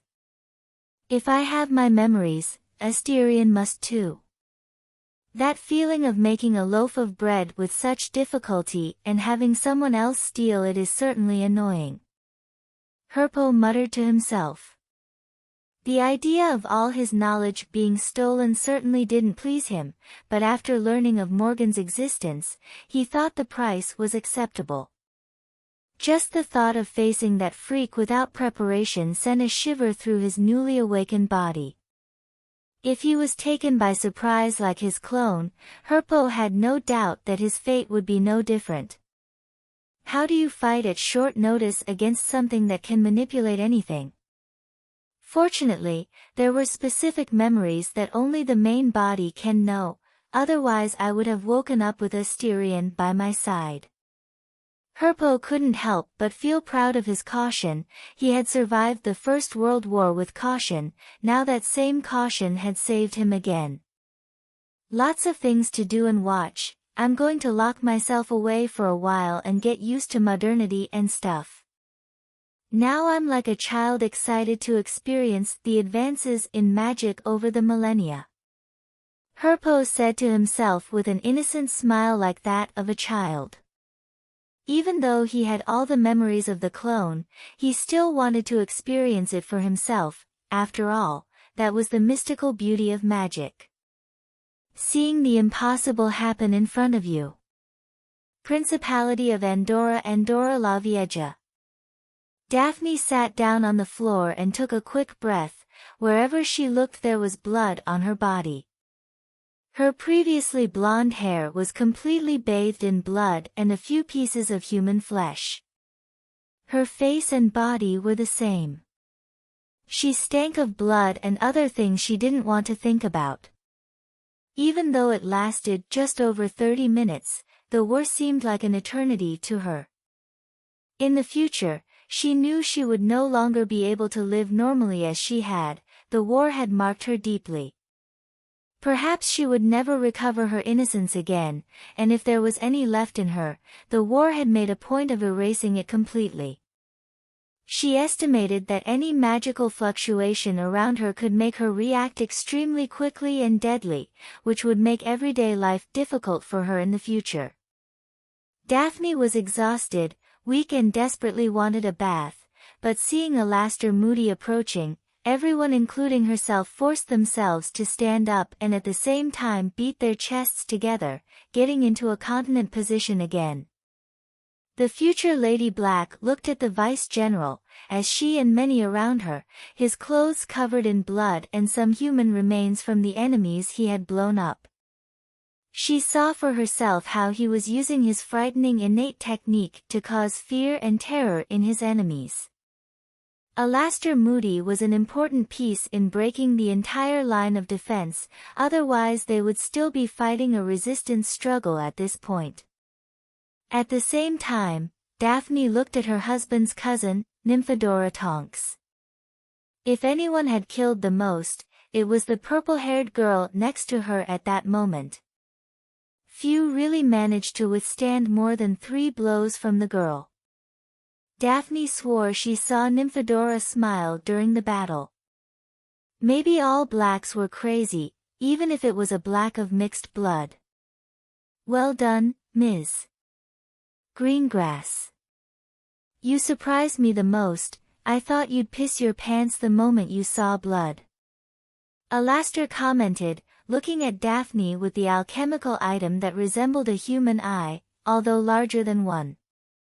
There were no lies in his words. He really thought that Daphne would piss herself when she entered the battlefield, but the girl was one who had killed the most and remained steadfast, despite the terrifying scenario. He knew veterans who couldn't stay calm like the 14-year-old girl in front of him. Although what Alastair said wasn't a joke, many wizards and witches laughed, lightening the heavy atmosphere in the place. Daphne had a helpless look on her face, but she felt everyone's gaze on her, no longer the original indifference of the beginning, but a respect coming from the bottom of the hearts of everyone present. This brought a feeling of satisfaction she had never known in her life. It was different from being respected for being the heiress of the prestigious House Greengrass. This respect that everyone felt was for her, Daphne Greengrass. Maybe that's how my ancestor felt when he became a special grade wizard. Pride born of the battlefield, not the pride of being a noble. Daphne thought, feeling a myriad of feelings exploding in her chest. She liked what she was feeling. Feeling exhaustion spread through his body, Alastair wanted to drink a little, but after thinking that he was commanding an army, he put the idea aside and spoke aloud. I know that many must be getting tired and want to rest, but we won't stop until we purge all wizards of French origin and any others from this city. Yes, sir. Daphne and all the English wizards patted their own chests and answered loudly. With a satisfied look on his face, Alastair looked at the three ministers of magic. Alejandro Dominguez, Spanish Minister of Magic. Duarte Villar, Portuguese Minister of Magic. And Valentino Ricci, Italian Minister of Magic. Compared to the soldiers themselves, the three men looked too elegant, with almost no blood on their clothes. Only Duarte Villar's clothes were stained with blood, as he had obviously gone into battle with the enemy himself, something the other two obviously hadn't done. Although he despised men like that, Alastair remained silent so as not to affect cooperation between countries, something very important if he wanted to advance into French territory. Suddenly, either he or Villar, both semi-special grade wizards, looked up at the sky and noticed the negative magical energy rapidly disappearing and Asterion Black's magical aura spreading to the surroundings, as if to say that he had won the fight. Alastair heaved a sigh of relief and prepared to occupy Andorra la Vieja. Chapter 240 Occupation of the Principality of Andorra. 2. Under the surprised eyes of all the wizards present, Asterion, wearing black armor with red eyes that looked alive, slowly descended from the sky with his crimson cloak over his shoulders. When his armor-clad feet touched the ground, everyone breathed a sigh of relief. Asterion's arrival meant something simple: he had successfully defeated the enemies and they only had to deal with the wizards and witches still hiding in the city, preparing ambushes and traps. Asterion looked at everyone present. From the English lake, of the 210 wizards and witches he had brought, 191 remained. 19 had died in that first clash of battle. Which made him frown. Losing almost 10% of his troops was not a small number. However, knowing that these wizards and witches weren't used to working together, he assumed that there had been many mistakes in cooperation, but after this battle, everyone would be better off cooperating with each other. On the other hand, Asterion looked at the Portuguese and Spanish troops. If England lost 9% of his troops, both countries were even worse, losing 12% to 15% of his numbers. A big price to pay, given that this was only the first battle of the war. Italy had the fewest casualties, around 7% of his troops had been killed or wounded. Not because the Italians' fighting efficiency was too great, far superior to the other three countries, but the Italian troops entered the battlefield late. This made the eyes of Alastair, Alejandro and Villar look rather unkind. If it hadn't been for Italy, they might have suffered less damage. Honestly, if France and other countries had deployed their elite soldiers on the border, the number of victims would have been even higher. Fortunately, all the enemy countries prioritized defending their territories with their elites rather than sending them to their deaths on foreign soil. Deputy General, all the corpses must be burned and the ashes of the allies kept for the families. Asterion spoke with a cold, calm tone. Although a death-related innate technique was rare, he didn't want zombies appearing on the battlefield and causing chaos, so the best option was to cremate all the dead allies and enemies without distinction. Alastair nodded. Like someone extremely paranoid, he didn't want zombies on the battlefield either, even if the chances of such a thing were minimal, since such innate techniques were extremely rare, although not impossible to appear in the world once again. As for you three, I want you to set up a headquarters as soon as possible. We want to take Andorra in half a day, so as not to give France time to try and reconquer it. Asterion looked at the three ministers of magic and spoke with a cold tone, sending shivers through the bodies of the three powerful men. He took supreme command just as he should as the main general on the battlefield. And Alejandro, Villar and Valentino accepted his orders without much hesitation. Although Valentino was unhappy at being ordered around, but after feeling the absurd amounts of magical energy and negative magical energy dozens of minutes ago, he knew better than to go against his greatest support. Alejandro and Villar didn't mind too much. They had both been soldiers when they were younger and were used to being ordered around by their superior, especially Asterion, who had earned the respect of both wizards after the previous fight. Even though they couldn't see, they could feel the colossal shock coming from the battle.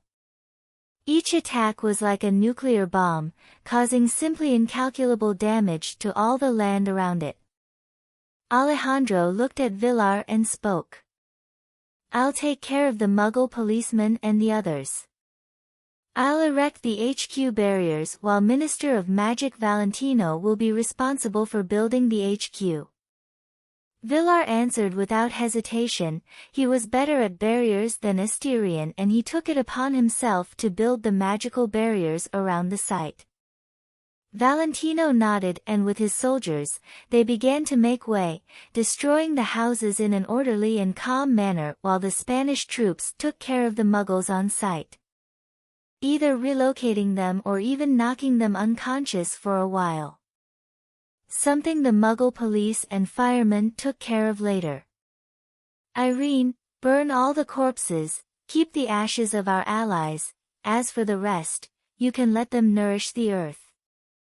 Seeing everyone taking their places, Alastair ordered a woman in her 30s with long red hair. She was Irene Dragnell, professor of tactical training in magical self-defense at Hogwarts and Asterion and Daphne's teacher. By the way, Hogwarts professor of tactical magical self-defense training, Edward Milleton, was also present. Both powerful wizards and witches. After all, leaving powerful wizards and witches in a school in times of war was simply idiotic. Almost all the teachers at Hogwarts had been ordered to join the army and none had refused the order. Irene showed a helpless expression, but accepted the order. She never thought that her innate technique would be used to burn corpses on the battlefield. "Damn, I don't want to feel human flesh roasting." Letting out a grumble, she walked away with an expression full of helplessness. Daphne, seeing her teacher walking towards the corpses of her companions, stepped forward and helped with a calm expression. "You don't have to help me, I can do it myself, you're probably tired." Noticing this, Irene shook her head and spoke in a grateful tone, but refused her help. She had personally seen Daphne fighting on the front line commanding lightning, destroying England's enemies. How could she accept help from someone so tired? "Although I'm tired, I can still work like everyone else," Daphne insisted as they walked side by side. "War really does change people, look at you, now a strong woman," Irene commented with a tone full of relief and helplessness. If it were up to her, Daphne could very well be just like any other Muggle teenager, without caring about responsibilities or duties. Unfortunately, in the wizarding world, you either grew up or the world forced you to grow up. "I want to fight alongside Asterion," Daphne replied with a calm look, her gaze roaming over her husband a few hundred meters away, talking to the ministers of magic. Daphne had touched a nerve for Irene. How lovely, the couple are bursting with love. Although calm, Daphne detected a bitter tone full of helplessness.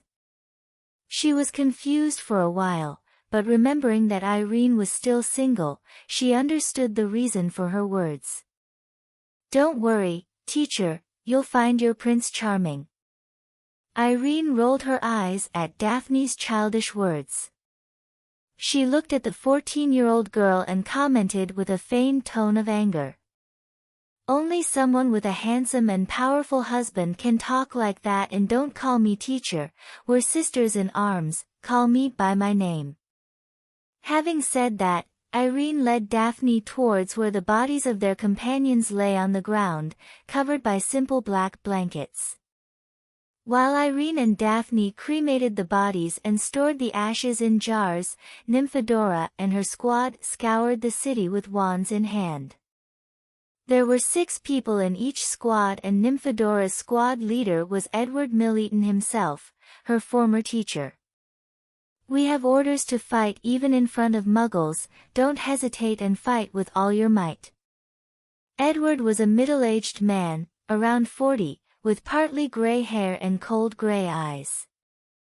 A scar marked his face below his eyes, extending down to his jaw. Captain, what if there are Muggles on the premises? Should we avoid hitting them? Nymphadora asked with a hesitant tone. She could kill wizards and witches without blinking, but she couldn't kill Muggles. Call her a hypocrite, but it was like mistreating a defenseless dog that had no way of defending itself against a human. If there are any Muggles on the premises. Edward pondered for a moment, as if choosing the right words, and when he spoke, it sent shivers through the bodies of the other 5 members of the squad. If Muggles are in the middle of the attacks, just treat it as collateral damage. You won't be held responsible for anything that happens in this war.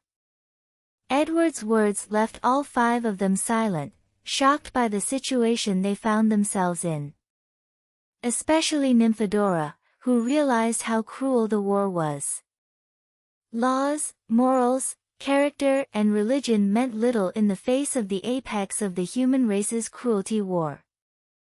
Traces of magical energy detected 30 meters to the left. One of Nymphadora's companions, called Tom Curley, spoke up at that moment, drawing everyone's attention.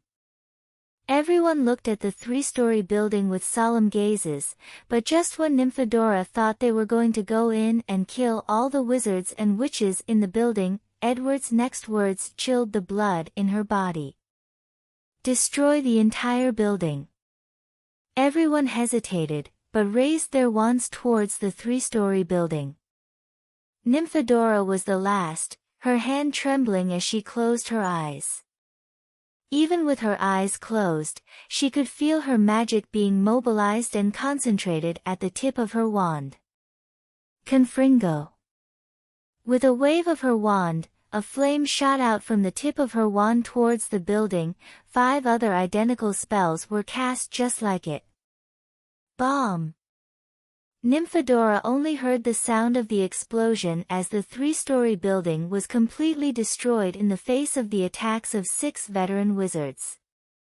A few minutes later, walking through the rubble, Nymphadora felt her foot step on something and looked down. When she saw what she had stepped on, her face turned pale and she hastily retreated. Buried under the rubble, a small child's hand could be seen. Concentrate, Nymphadora Tonks, this is war, it was just orders and you're not to blame. She muttered to herself, but even a blind man could see that she blamed herself for what had happened. Looking once more at the arm of the child she had cowardly taken the life of, Nymphadora followed her companions in search of more enemy wizards and witches. It wasn't just Nymphadora's squad that was doing this. The captains of each squad simply prioritized the lives of their soldiers over innocent lives. Rather than risk their own lives and those of their soldiers, all the veteran Aurors chose the easiest and safest way to resolve the ambushes and possible traps. Chapter 241 City of Calais 1. England on the border between Dover and Calais. Rose was sitting in an office with her legs on the desk as she read the reports on the regular barriers and searches around the border. You could say that the border between Dover and Calais was too quiet, being the closest point between England and France. Surprisingly, France hadn't launched an attack even after a week, which made Rose's cheerful mood completely disappear in the face of so much downtime. Which was very suspicious, given that the war had already reached every country on the European continent. Of course, one thing that caught Rose's attention, which she had already reported to headquarters in London, was that walls had been erected around the city of Calais and gigantic what she assumed to be magically powered cannons had appeared on the wall overnight. Honestly, when she felt that these cannons were powered by magical energy, she was shocked, especially when she felt that each shot had the same power as a Grade 3 wizard. The larger ones had the strength of a Grade 2 wizard. Although she knew that Germany was the leader and the pinnacle of humanity today in the manufacture of alchemical items, seeing real magic cannons shocked her to the core. If such a thing could be mass-produced, she could imagine that Berlin had now become a veritable magical fortress that even a special grade wizard would have problems with. Of course, that was for special grade wizards who had relatively common innate techniques that involved their physique. If it was her, it hardly mattered what the barrier was, she could even get past the Hogwarts barrier, let alone the barrier made by Germany. However, seeing the magical cannons, a crazy and absurd idea popped into Rose's mind. If such a cannon was possible, why couldn't a cannon with the strength of a special grade wizard be possible? When such an idea appeared in her mind, even she found it ridiculous. After all, to make such a weapon required a special grade wizard to use it. But why create such a weapon when a special grade wizard was much more effective than that? After all, the wizard could move around and the cannon couldn't and was limited to staying in one place. The work wasn't worth the reward. But if you solve the energy problem, it's possible for even a grade 5 wizard to have the power of a special grade wizard. Rose muttered to herself, thinking about the possibilities passing before her. Although it was an unfounded theory, she still decided to report her suspicions to headquarters. As she was about to write the report to London, Rose heard someone knocking on her office door. "Come in." She spoke in a calm tone. As soon as she spoke, the door was opened and surprisingly, Hermione walked into the office holding a stack of papers, which made Rose's face immediately look full of disgust at the pile of paper. In 1 week, Rose assumed she had signed at least 1,000 papers. At that moment, she hated any pile of papers and treated them as if they were formidable enemies. General Potter, the papers relating to the magical potions and 2 reports from London headquarters.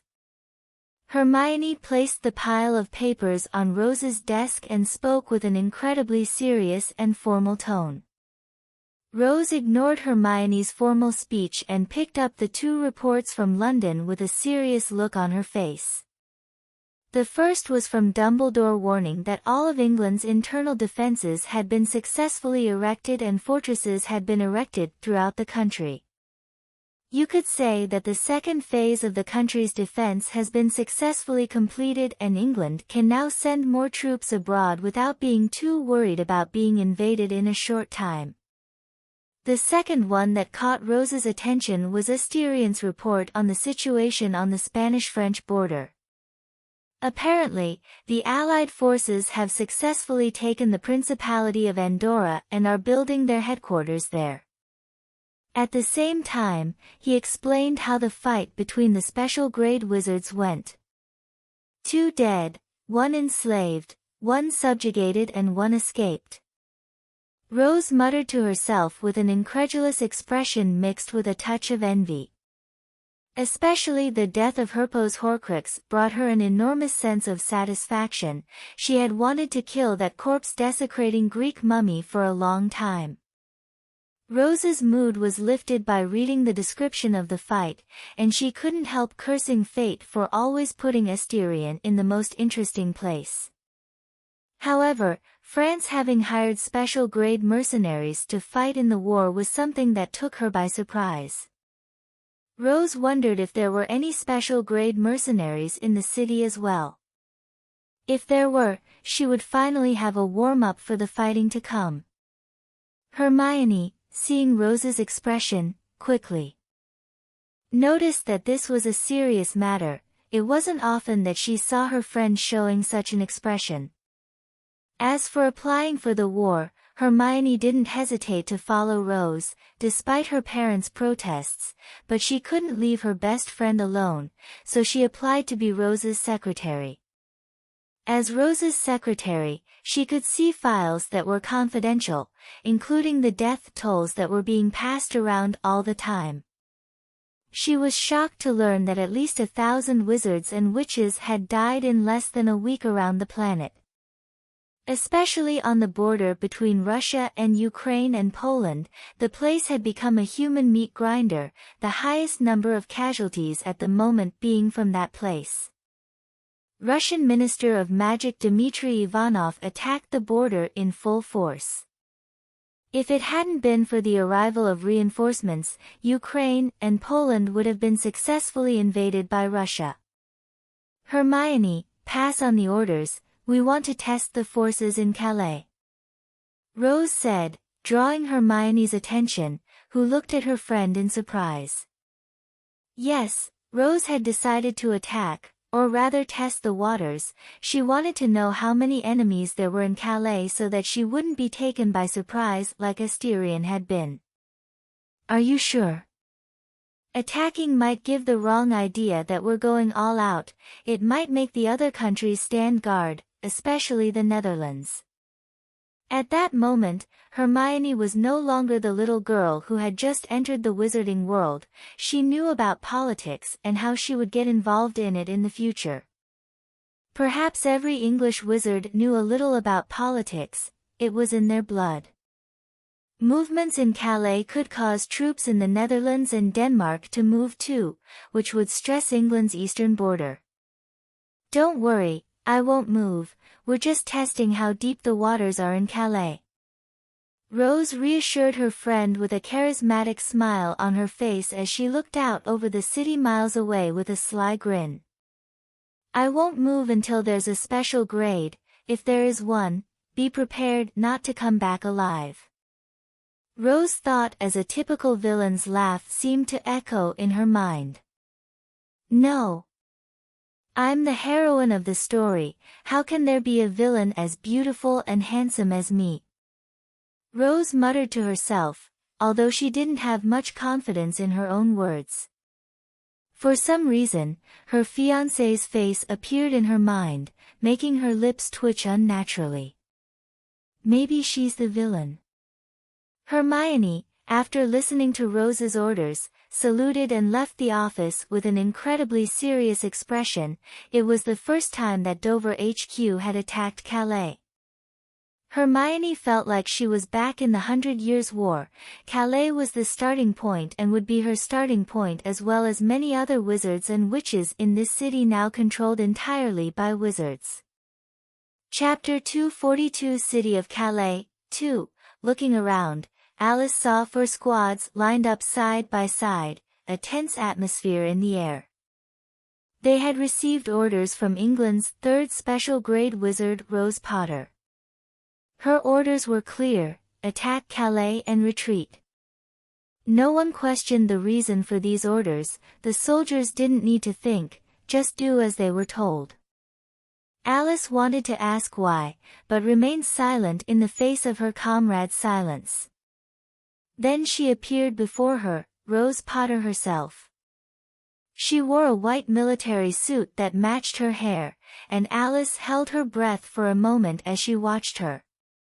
Even though she didn't like women, she felt incredible when she saw Rose's appearance. Those incredibly blue eyes seemed to have beautiful sparkles in them.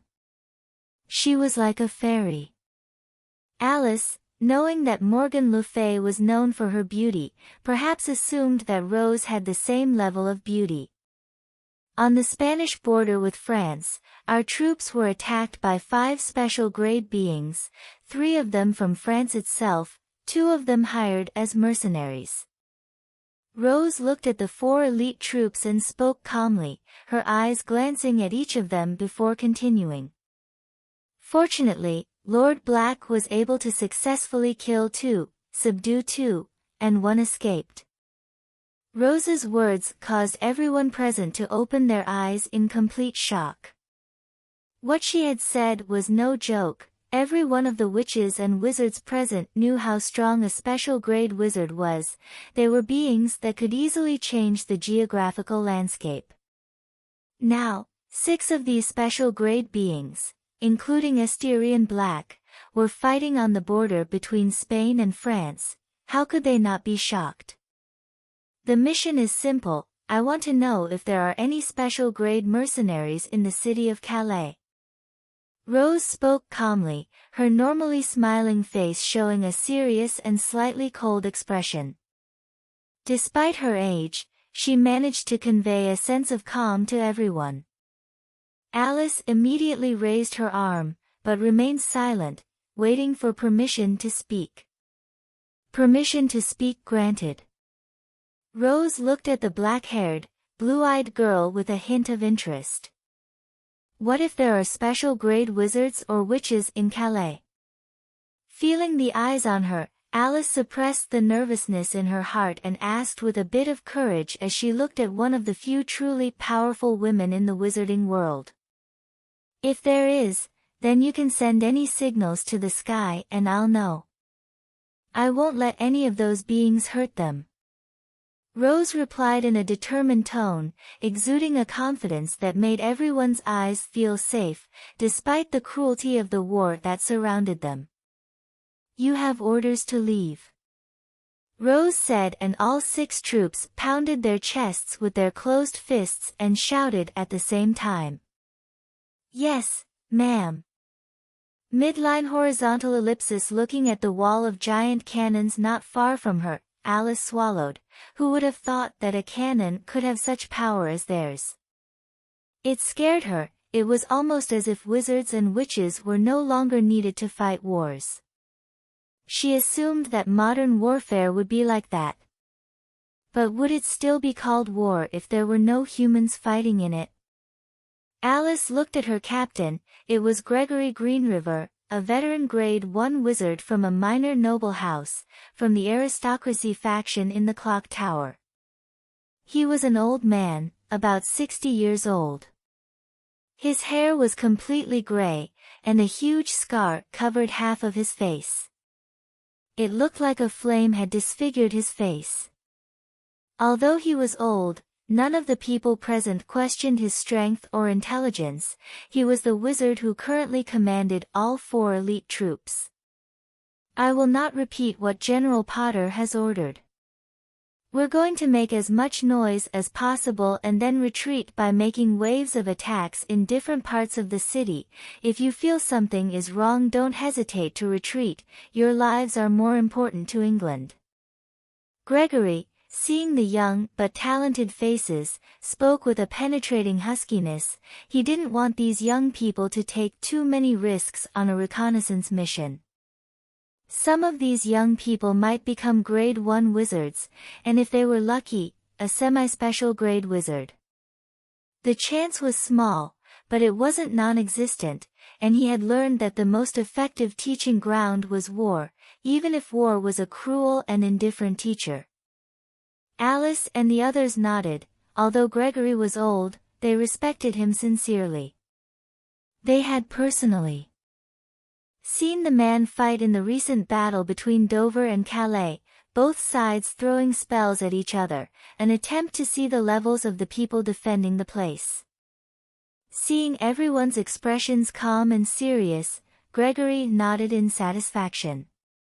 Let's get started, he said, looking at the ramparts that protected the French city. Everyone stood and drew their wands. The first step in invading the city of Calais was to punch a hole in the barrier protecting the city. Not only that, but they had to be fast enough to break through and quickly hide in the city before they were located by the magical detection barrier. All 4 teams pointed their wands at a specific point on the barrier, and at the same time, 20 wizards and witches struck the barrier with bolts of energy that resembled lightning flashing across the sky. Phosphorescent plasma dripped onto the ground, partially melting the rocks. Crack! Crack! Crack! Crack! Crack!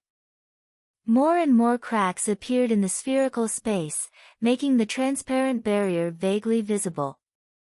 Such a large amount of magical energy in one place could indeed make a hole in the barrier, but it would take a few seconds to accomplish this feat, which was dangerous because the moment this amount of magical energy was released, all the wizards and witches within a radius of at least 10 kilometers could sense it. Crack! With a sound that calmed everyone's nerves, the transparent orb shattered, opening a hole just over 2 meters in diameter. Without hesitation, everyone rushed forward without waiting a second. At this point, everyone was racing against time. Alice strengthened her body with magical energy and shot forward, her surroundings moving extremely fast as she advanced through the alleys and streets of Calais city. When she stopped, she found herself in front of a dark alley and cancelled her magic boost. Crash! The moment she stopped, Alice heard a crash that seemed to sound miles away from her. She knew that some of her companions had encountered enemies and were fighting at that very moment. Knowing that she couldn't wait any longer, she took a deep breath and used her innate technique. Innate spell manipulation, crown of blood manipulation. With her whisper, the strands of blood danced in her hands, becoming extremely deadly weapons. With a flick of her hand, Alice controlled the strings of blood with her fingers and made a claw-like slash with her hand. The lines of blood dancing in the air surgically cut through everything around her, turning houses, walls, and ramparts into nothing but rubble. She remained indifferent to the screams they heard, or even the wailing of a child who had lost his parents to her attacks. It wasn't just her who was acting.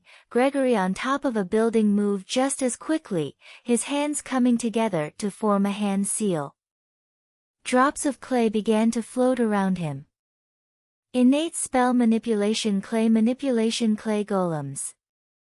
At his words, humanoid creatures made of featureless clay appeared around him. Gregory didn't stop and changed the hand seals again, but this time, thousands of small clay birds appeared around his body. With a quick flick of his hand, he set them all in motion in an instant.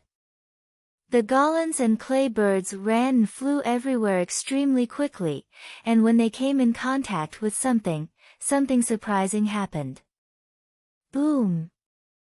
They exploded in powerful bursts, causing a shocking chaos in the city, which immediately erupted into anarchy with screams and cries. Although Muggles couldn't really see anything related to magic and cursed spirits, they could feel the effects that each one had on them. This time was no different, and Gregory showed no mercy to the Muggle inhabitants of the town. He had orders and he would carry them out no matter how cruel they might be. Maybe Rose didn't know what her orders meant or what they would lead to, but eventually she would know that she was the mastermind behind thousands of random murders just to find out if there were any special grade wizards or witches in the city of Calais. Chapter 243 City of Calais 3. As soon as all the attacks began, a figure slowly rose into the sky, causing everyone to stop their attacks. It was a man, who appeared to be very young. So young that he looked like a teenager. He had long golden hair and was wearing a very nice dark blue suit. The teenager's green eyes stared out at the city, which had been reduced to rubble within minutes of the attacks. He could hear the wailing of Muggles and the smell of burning in the air. Clovis de Valois couldn't help but take a deep breath at the sight of such destruction. Although he knew that wizards were highly destructive, he still underestimated the quantity and quality of wizards and witches that England had sent. Even if the city was rebuilt in the future, it could never recover in less than 100 years. At the same time, it made him completely angry. He could imagine that he would be mocked and treated with contempt by the Bourbon prince in the French parliament, and he, as a semi-special grade wizard, could only bow his head and angrily listen to the insults aimed at him. Innate spell manipulation. 7 deadly sins. Angel fury. With Clovis' words, a red halo appeared above his head and a pair of red wings of pure energy unfolded on his back. But before he could attack, he saw a gigantic clay bird, tens of meters long, rapidly approaching his location. Though it looked extremely young, Clovis de Valois was around 40 years old and not lacking in fighting experience. As he stretched out his hand, the red energy of rage pushed up a huge energy shield. As the red energy shield formed in front of him, the enemy's attack had arrived. Clovis saw a flash of white in his vision before a gigantic explosion rang out in the Calais sky. He felt his energy shield ripple violently, but he was a semi-special grade wizard. It wasn't that easy to break something he had conjured. Gregory certainly knew this. He flew up in a giant clay bird and waved his arm. Little clay turtles covered the sky for almost a kilometer. Clovis de Valois, seeing this, changed his expression and quickly retreated, but he still saw countless white flashes in his vision, and soon thousands of explosions rang out in the sky above Calais city. The successive shockwaves tore through everything in front of them, destroying almost every building that was still intact in the face of the full force of a Grade 1 wizard's attack. Seeing the even greater destruction in the city, Clovis threw caution to the wind and became enraged. Red energy gathered around him, creating gigantic energy spears that seemed to be made of pure energy, undulating and deforming completely. Die, English barbarian! With a single thought, Clovis manipulated the hundreds of spears and fired them at Gregory, who was flying on the clay bird. They tore through the sky with great force and descended on the man flying the bird like meteors streaking across the sky, leaving a long trail in the sky. He doesn't seem to have much patience, but what can I expect from a pompous Frenchman? Gregory muttered to himself. Clovis' attacks were truly dangerous and could kill him, but only if they could hit him. Throwing hundreds of clay golems into the air, Gregory manipulated the clay bird and quickly gained altitude. The hundreds of spears of pure energy arrived in the blink of an eye, piercing the clay golems, and when they did, hundreds of explosions occurred at the same time. Seeing that his attack had no effect, Clovis gritted his teeth. He hated this kind of innate technique that could create or manipulate objects. Their attack simply disintegrated when they hit their target. They didn't care if it was an object or a living being. This was a particularly obvious weakness of his innate technique, and techniques like the enemy's could perfectly contain his innate technique. You're really able to fight me, but let's see who can create more.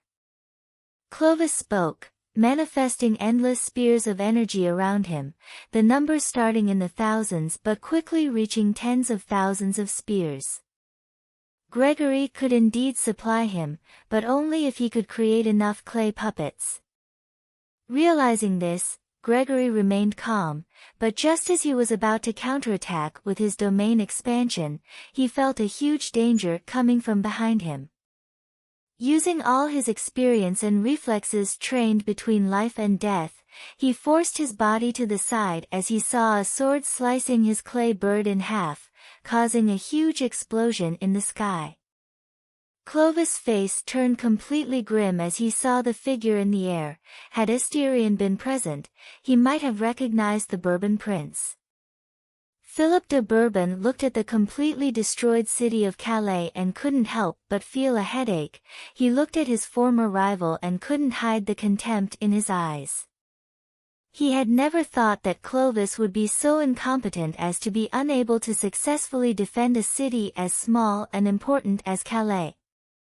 He had originally come to Calais after the escape at the Spanish border to pay a quick visit to see if anything was amiss, but he hadn't expected to find the city under attack. When Philip appeared in the skies of Calais, he didn't hide his magical aura, pressing down on the entire city with the aura of a special grade being, suffocating and intense, leaving any being below special grade terrified at the amount of magical energy emanating from his body. While the French wizards were happy, the English wizards, despite their fear of the being above them, flying in the sky like a god, showed no fear. With the arrival of the special grade wizard, they knew that a special grade battle would begin at any moment. When Gregory saw the special grade wizard, he didn't panic and pointed his wand at the sky, releasing a trail of flames into the air. It had no offensive power, it only served to create a long streak of fire in the sky. Philip looked at the English wizard flying the clay bird, and just as he was about to kill him, his face changed direction and he looked at Dover town with a serious look on his face. He didn't feel Dumbledore's aura, and it wasn't Asterion Black's aura either, which meant it was the aura of England's third special grade wizard Rose Potter. He wasn't worried about the girl's arrival. What could a 14-year-old girl with no reputation do against him? As for the possibility of Rose Potter being as powerful as Asterion Black, it never entered his mind. The reason was simple, he didn't think that England was lucky enough to have two monsters in the same generation as in the previous era. No country could be so lucky, right? Rose, looking at Calais, saw the trail of fire rising into the sky and her lips curved into an excited smile. She snapped her fingers and stretched. She was finally going to fight again. Flying through the air, Rose strengthened her body with magical energy and shot towards Calais with a speed that was simply impossible for any modern aircraft. As for the magic cannons, she wasn't worried at all. Would you mind if an ant looked at you? Even if they fired, they had at most the strength of a grade 2 wizard. What could a grade 2 do in the face of her limitless? So, Rose headed towards Calais, ignoring the magic cannons and arriving at the barrier protecting the city. The white-haired girl simply stepped on it and the barrier shattered like glass. She descended from the sky with a big smile on her face, and when she looked at the whole ruined city, her smile hardened. With her 6 eyes, she could see the death and weeping all over the city. There was no difference between woman or man, child or elderly, everyone was dead without discrimination. This made her shoulders feel extremely heavy. Technically speaking, the one who had killed everyone was none other than herself. This confused her for a while. Had she really ordered so many deaths? In her eyes, her soldiers had a basic sense of decency and humanity.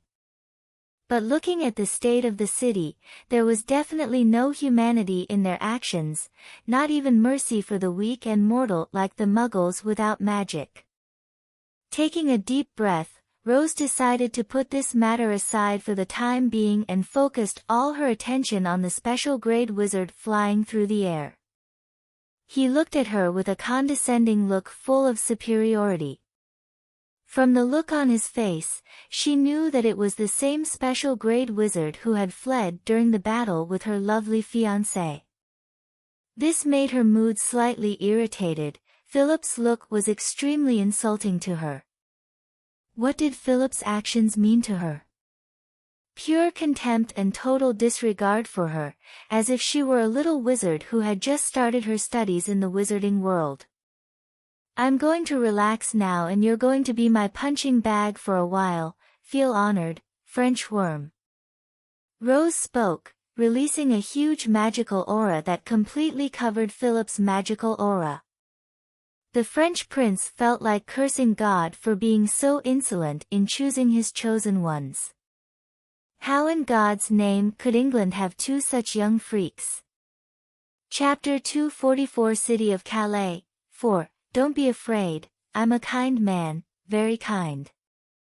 Noticing the change in Philip's expression, Rose commented in a gentle tone, although she could not see the maniacal smile on his lips.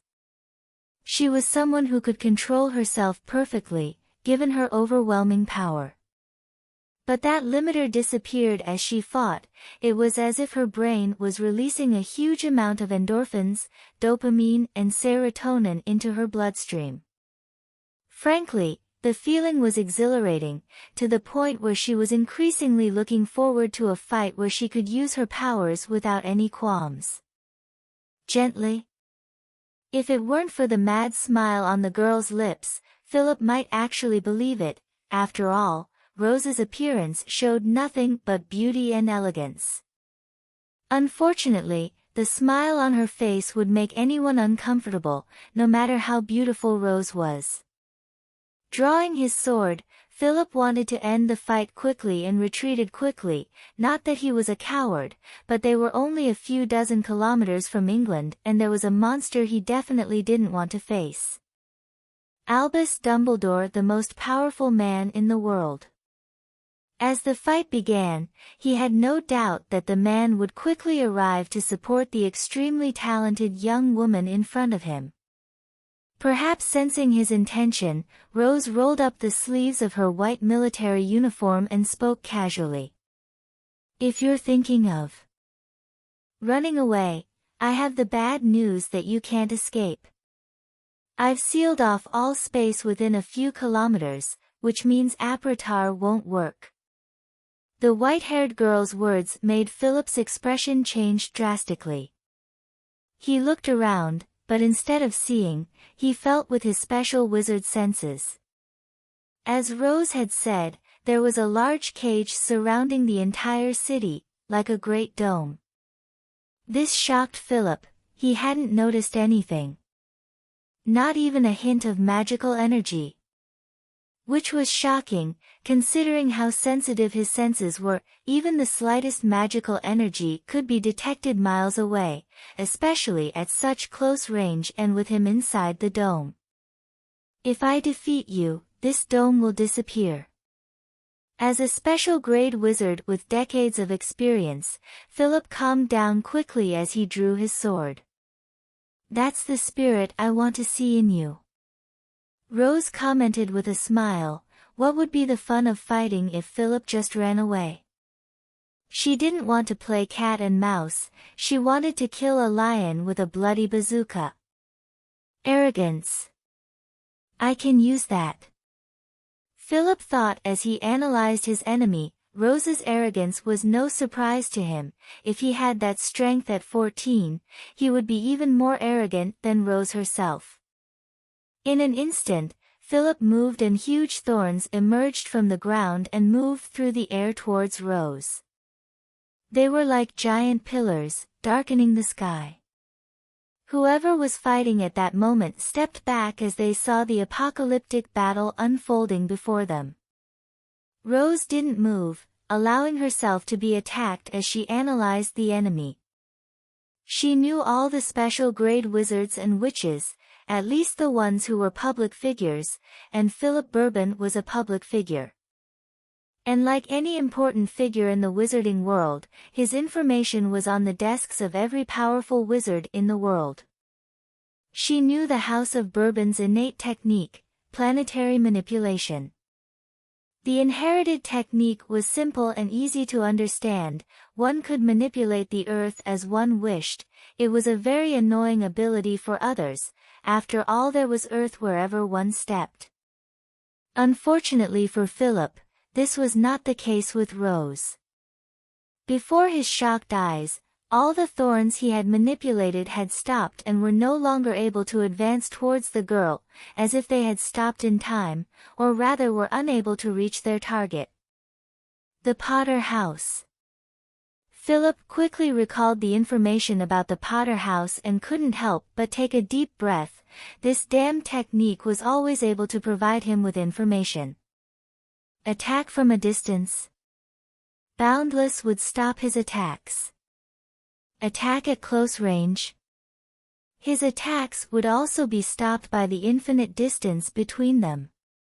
The only way to get through Limitless was to cross the infinite space between him and Rose, but that was easier said than done, and extremely difficult to do with actions. In an instant, Philip realized that he couldn't beat Rose while she was using the Limitless.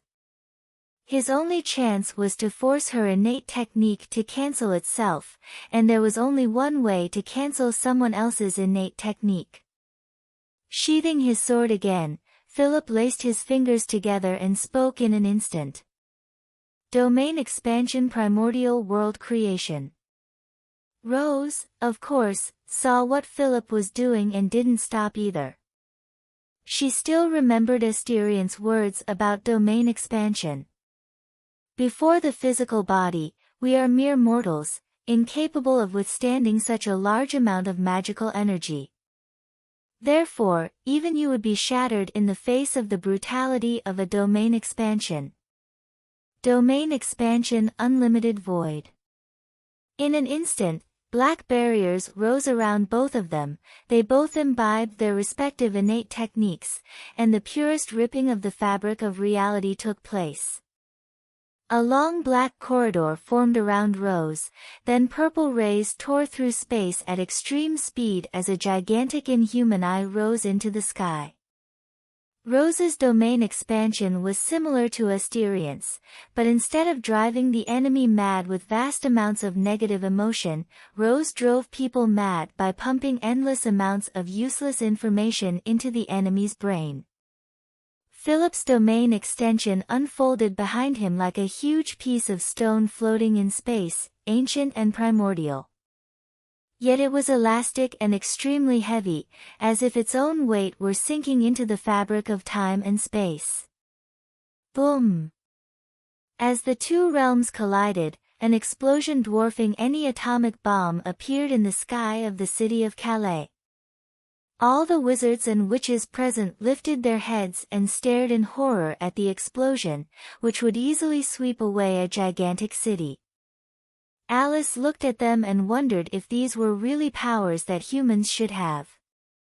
She felt that sooner or later the world would be destroyed by human hands.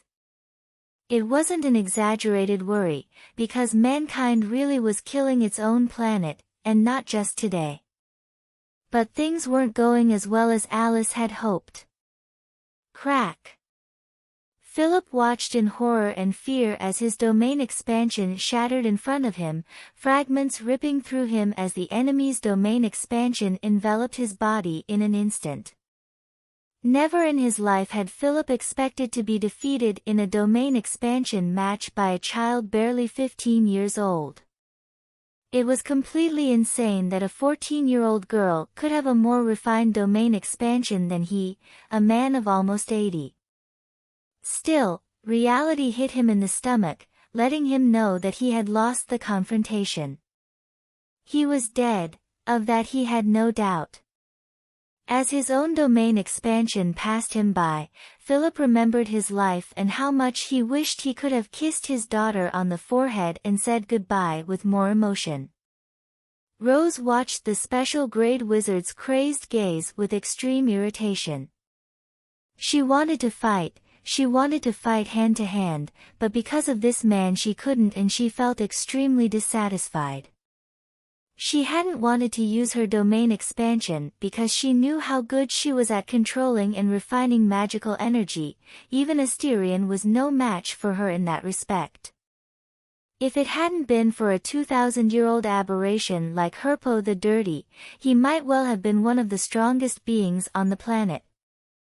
Philip, his mind ravaged by an endless stream of information, had a mad look on his face and his body began to fall from the sky.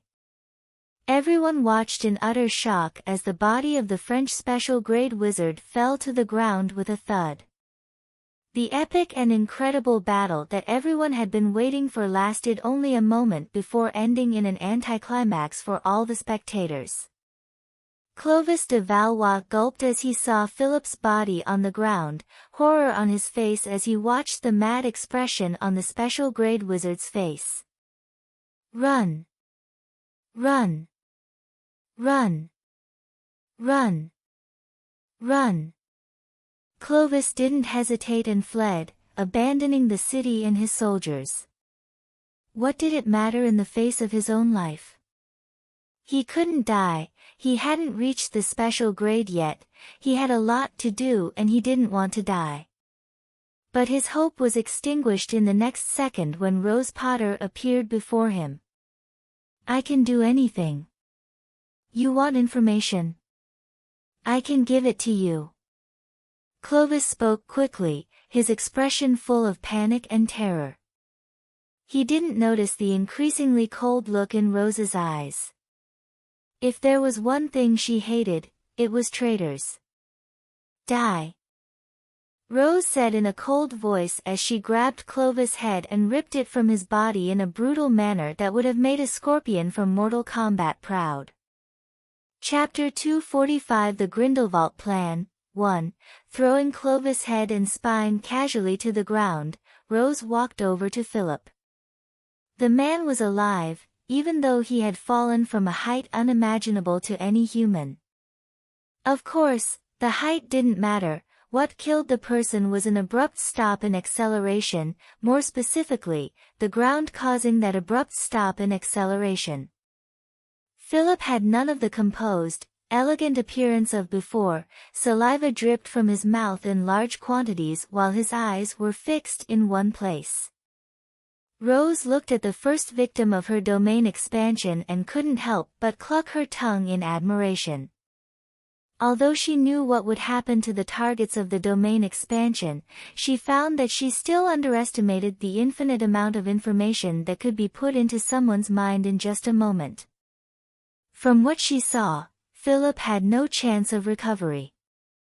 Philip's brain was dead the moment he received an infinite amount of useless information. The man would be insane for life if she didn't kill him now, which she was about to do. It was the only mercy she could show a special grade wizard. Grabbing his head by the hair, Rose easily separated his head from his body, spraying blood everywhere.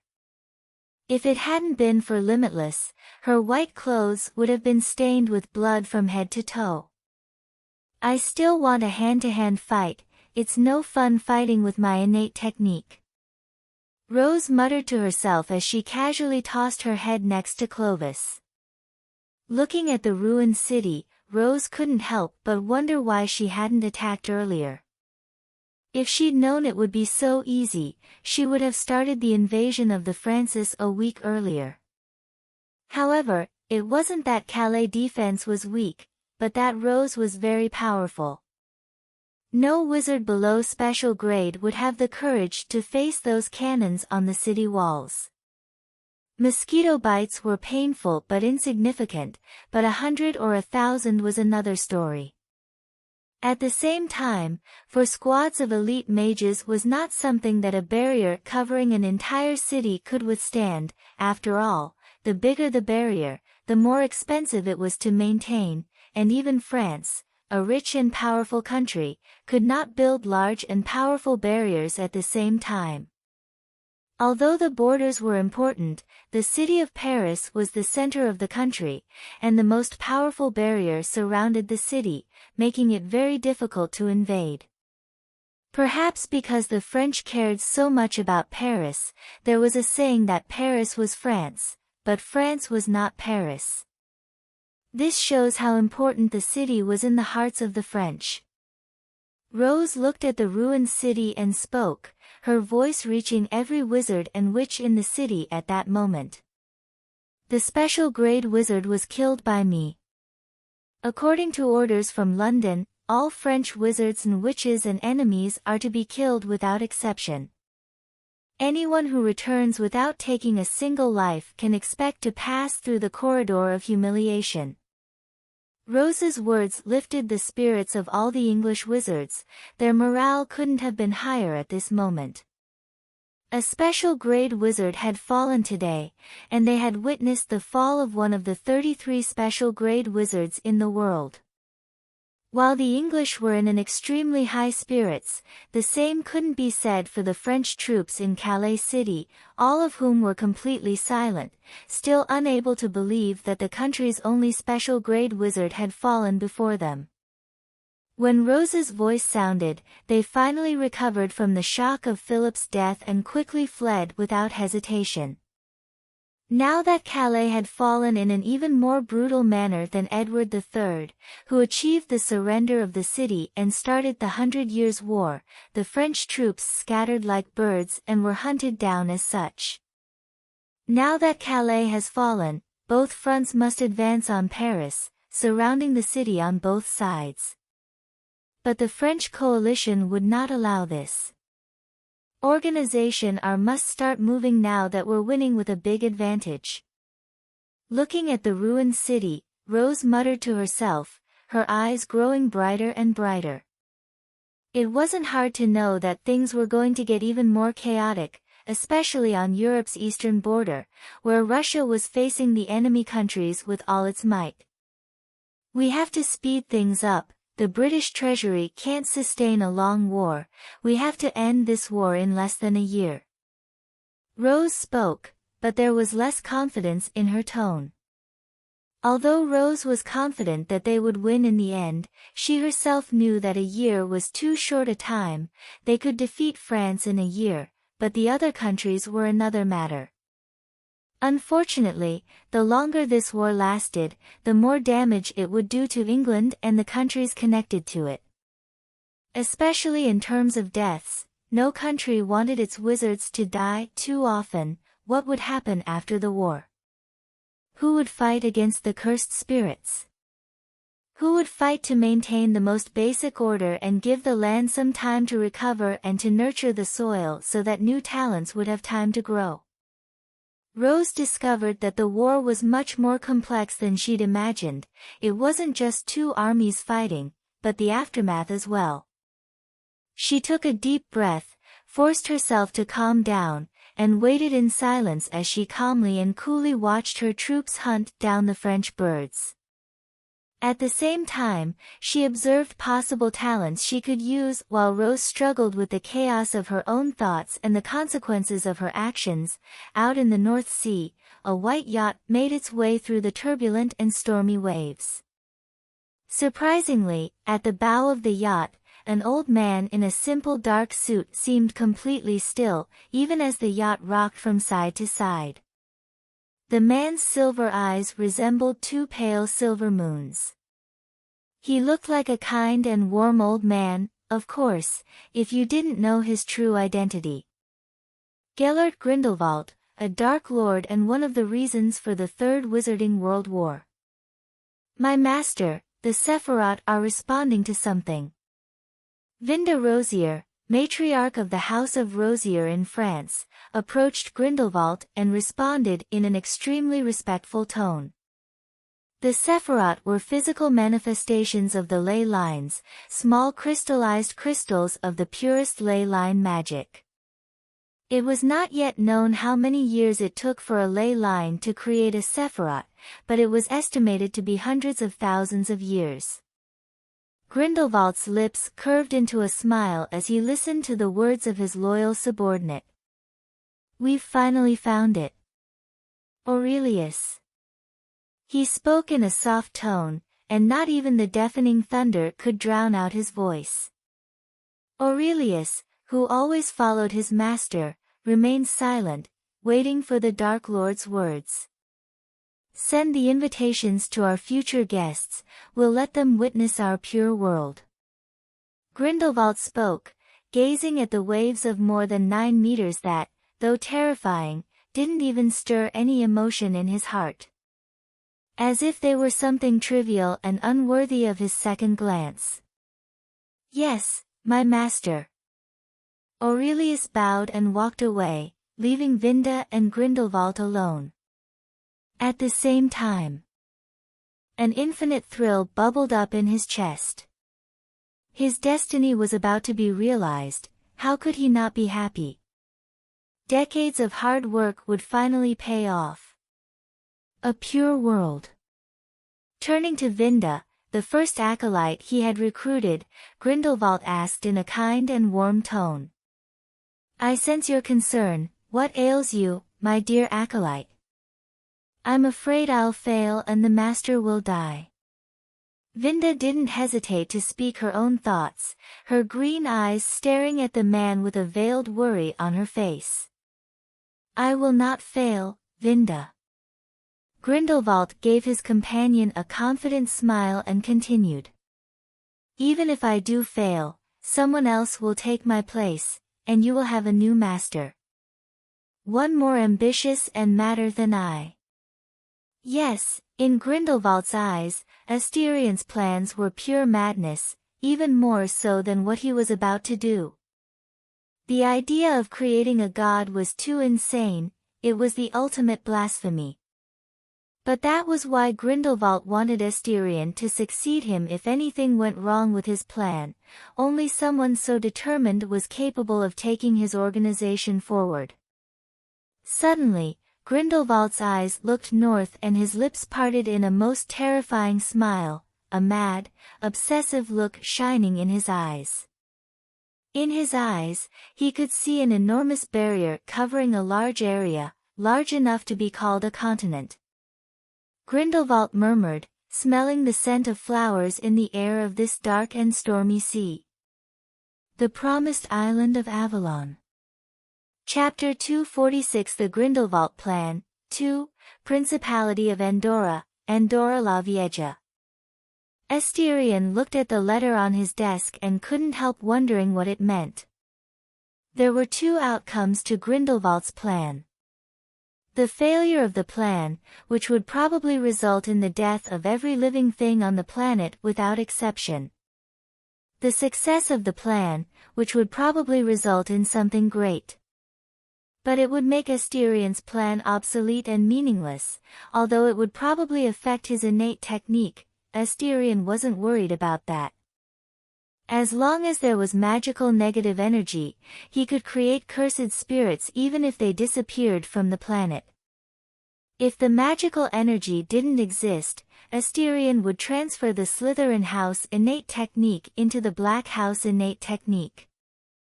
That was one of the reasons he wasn't so worried about the results of Grindelwald's plans. His only concern was whether such a thing could affect Morgan. All his special grade cursed spirits could die, but not Morgan. Letting out a sigh, Asterion emanated a relatively strong magical aura, and a moment later, two men entered his office at the headquarters located in the Principality of Andorra. Victor and Alastair. I'll be away for a while, probably a few days, and I'll leave all matters relating to the war in the hands of both of you. Asterion spoke directly. He couldn't just leave without warning, it would cause chaos and panic on the border, something he didn't want for a moment. Victor and Alastair were shocked by Asterion's words. It wasn't so simple for the Supreme General of a war to leave so suddenly. Asterion leaving at such a delicate moment was simply insane in his eyes. It's something important enough to abandon one's post on the frontier. Alastair Moody's magic eye looked at Asterion and the man asked directly, his eyes full of suspicion, wondering if the young man in front of him was really Asterion Black.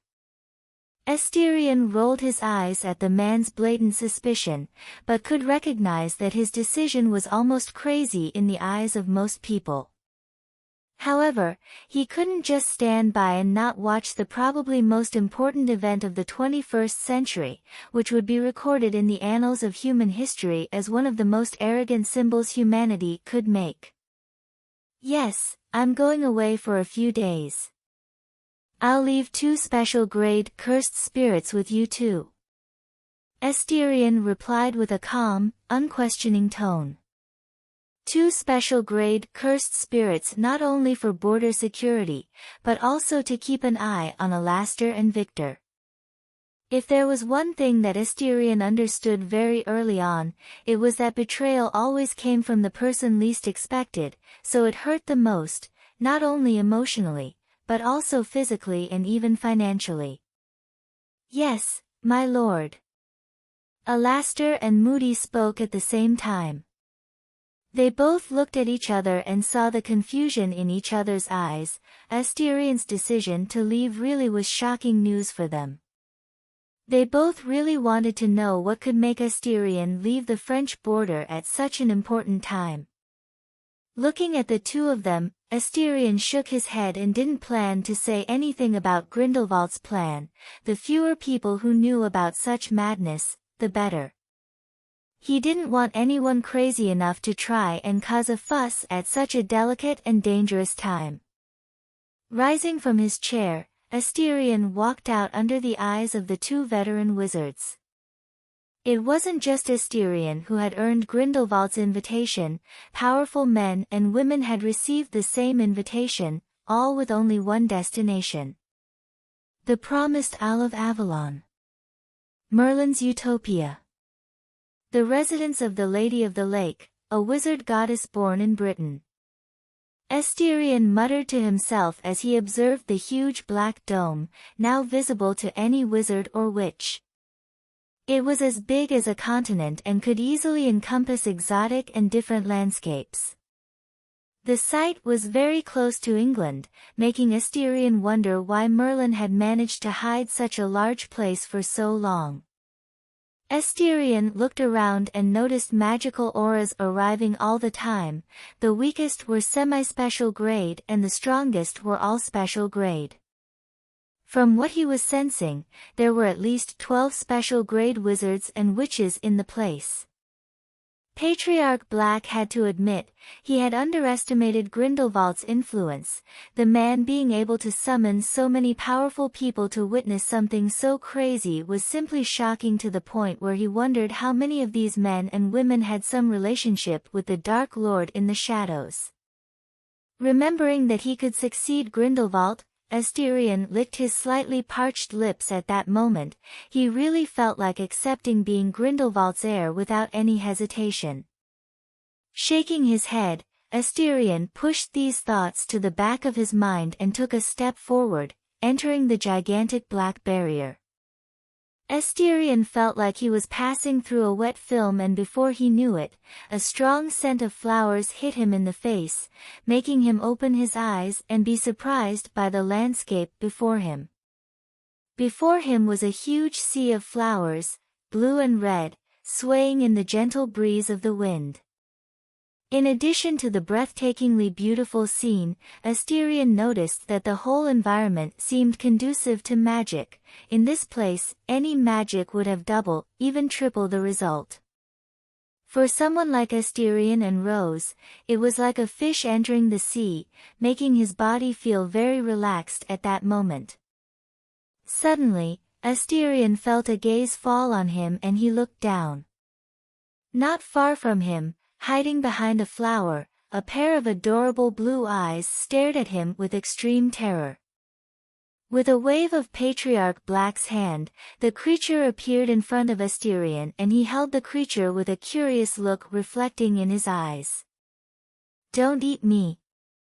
The creature showed an expression of pure horror as it fell into the monster's hands and began to scream while crying an admirable amount of tears. "Tinker Bell doesn't taste good." Asterion looked at the creature he had captured, a creature he had only read about in books. As far as he knew, this race had been extinct for at least a few thousand years. A fairy. Yes, what Asterion had captured was a fairy. No more than 10 centimeters tall, she wore a particularly revealing and short green outfit, sporting a pair of very beautiful legs. Her hair was a phosphorescent shade of gold and unfolding down her back were a pair of luminous wings. Faced with the unscrupulous gaze of the monster who had captured her, Tinker Bell regretted that she would die young, only 500 years old. She was definitely dead. She would be devoured without a doubt. The monster in front of her exuded an aura more frightening than the monster at the bottom of the Great Lake, so frightening that it paralyzed her with fear. "I will not devour you." Hearing the monster's words, Tinker Bell opened her eyes and looked at him with a look full of tears. "Really?" she asked with a hopeful and surprisingly innocent tone. Asterion suppressed the smile threatening to appear on his lips. He showed a gentle look while hiding the greed behind his gaze. He hadn't expected this fairy to be so innocent, more innocent than any child. At least human children could sense someone's malice. Seeing the look in his eyes, Tinker Bell recovered in an instant as she looked at Asterion with a curious gaze. She flew around him, looking at him with extreme cruelty. "I'm Tinker Bell, a spring fairy, you can call me Tink." Floating in front of Asterion, Tink spoke with an innocent and unexpectedly receptive tone. "Asterion Black. You can call me Asti." Asterion spoke, trying to sound as kind as possible while hiding his increasingly greedy gaze. Fairies were extinct from the continents for a reason. Her wings had healing properties simply comparable to the elixir produced by the Philosopher's Stone. As in Merlin's name, Asterion could remain calm in the face of such a treasure. Honestly, Asterion could be considered calm. If it had been anyone else, he would probably have locked the poor fairy up and extracted every drop of the fairy's blood and wings. "Because he's following you." Unaware of the danger she was in near Asterion, Tinker Bell asked, pointing at Asterion's shadow. Her gaze was torn between fear and curiosity, alternating at different times. "My magic can control such beings." Asterion replied in a gentle tone as he allowed the fairy to sit on his shoulder. He knew she was talking about Baskerville and not Morgan, who was also in his shadow at the moment. "Incredible. I thought you were a bad guy because of the aura you're emanating." Tinker Bell looked at Asterion with admiration and didn't doubt his words for a moment, as if she were talking to a friend of many years and not a complete stranger whom she had only just met. "But you're a nice guy." She spoke with an animation that was simply exhausting for anyone who prized peace and calm as their goal in life. Chapter 247 The Grindelwald Plan, 3. Hearing the fairy's words, Asterion's lips lifted into a particularly charming smile with his handsome face. You could call him many things like monster, executioner, murderer, tyrant, but it was the first time he had been praised as a nice guy. "Tink, can I ask you something?" Asterion asked as he walked in the direction he was feeling Grindelwald's magical aura. The man was in the north of Avalon. Tink swung her slender legs back and forth as she looked at Asterion curiously, waiting for his question. She seemed eager to answer, trying to look very intelligent in front of the new friend she had just made. "Is Vivian still alive?" Asterion asked, his voice trying to sound as casual as possible. The reason for the question was simple: if the wizard goddess was alive, he might as well turn around and go back to the border in the Principality of Andorra. He was absolutely certain that if Vivian were alive, she would never let Grindelwald's plans come to fruition in the face of the possible consequences of the Dark Lord's plan failing. "Vivian?" Tink looked confused for a moment, but she soon remembered who Asterion was asking about. "You're talking about the Great Mother." Asterion wasn't surprised that the fairies had called Vivian that. As far as he could remember, Vivian possessed an innate technique related to nature, more precisely the manipulation of the seasons. It might seem like a weak power, but it wasn't. It was a frightening power, capable of reducing humanity to mere ash or ice if the goddess so wished. It was quite normal for the fairies to have accepted Vivian as their goddess. "I don't know." Tink showed a puzzled expression, pondering how she could answer her friend's question. Every 100 years, our elders sing under the Great Lake to wake up the Great Mother, but no matter how many days, weeks, months, and years we sing continuously, she shows no signs of waking up. Tink spoke such important and valuable information as if it were nothing, like any conversation between friends, without any fear or thought of the consequences her words might cause. Vivian is dead or in a deep sleep, maybe she's not in Avalon. These were the three possibilities that Asterion could think of with the little information he had gotten from the naive fairy. Personally, he liked the first and last option. Dead or not in Avalon. If Vivian was in a deep sleep, Grindelwald's plan would wake the goddess up and, like any woman who hadn't had enough sleep, she would wake up stressed and would probably want to crush the insects that had disturbed her sleep. Asti, can you do me a favor? Tink suddenly asked, drawing Asterion's attention. Of course, we're friends, aren't we? Friends help each other. Asterion replied by poking Tink's cheek with his fingers, to the obvious dissatisfaction in the little blonde fairy's expression. Although dissatisfied with the touch on her face, remembering how everyone treated her like a child, Tink was still very happy with Asterion's words. It was possible that she could finally help the elders get rid of the monster beneath the Great Lake. There is a great lake in the center of Avalon. The elders are fighting the monster that looks like the one in its shadow. Can you chase it away? Tink asked with a pleading look on her face, and even though the monster had killed some fairies, she just wanted to chase it away. Asterion blinked and understood Tink's request. At the same time, it was a great opportunity to investigate whether the goddess Vivian was dead, asleep or not in Avalon at the moment. Asterion seemed to hesitate, but in the end he looked determined and reluctantly accepted Tink's request. All right, guide me towards the Great Lake. The fairy put a big smile on her face and spun in the air while releasing a large amount of golden glitter into the air, which Asterion subtly collected without the little fairy noticing. How could he let such a rare medicine go to waste to nourish the soil? You're the best, Asti. Tink said excitedly, giving Asterion a kiss on the cheek. Rolling his eyes, Asterion was really surprised to meet such an innocent being as Tinker Bell, but thinking that the fairy had never left Avalon.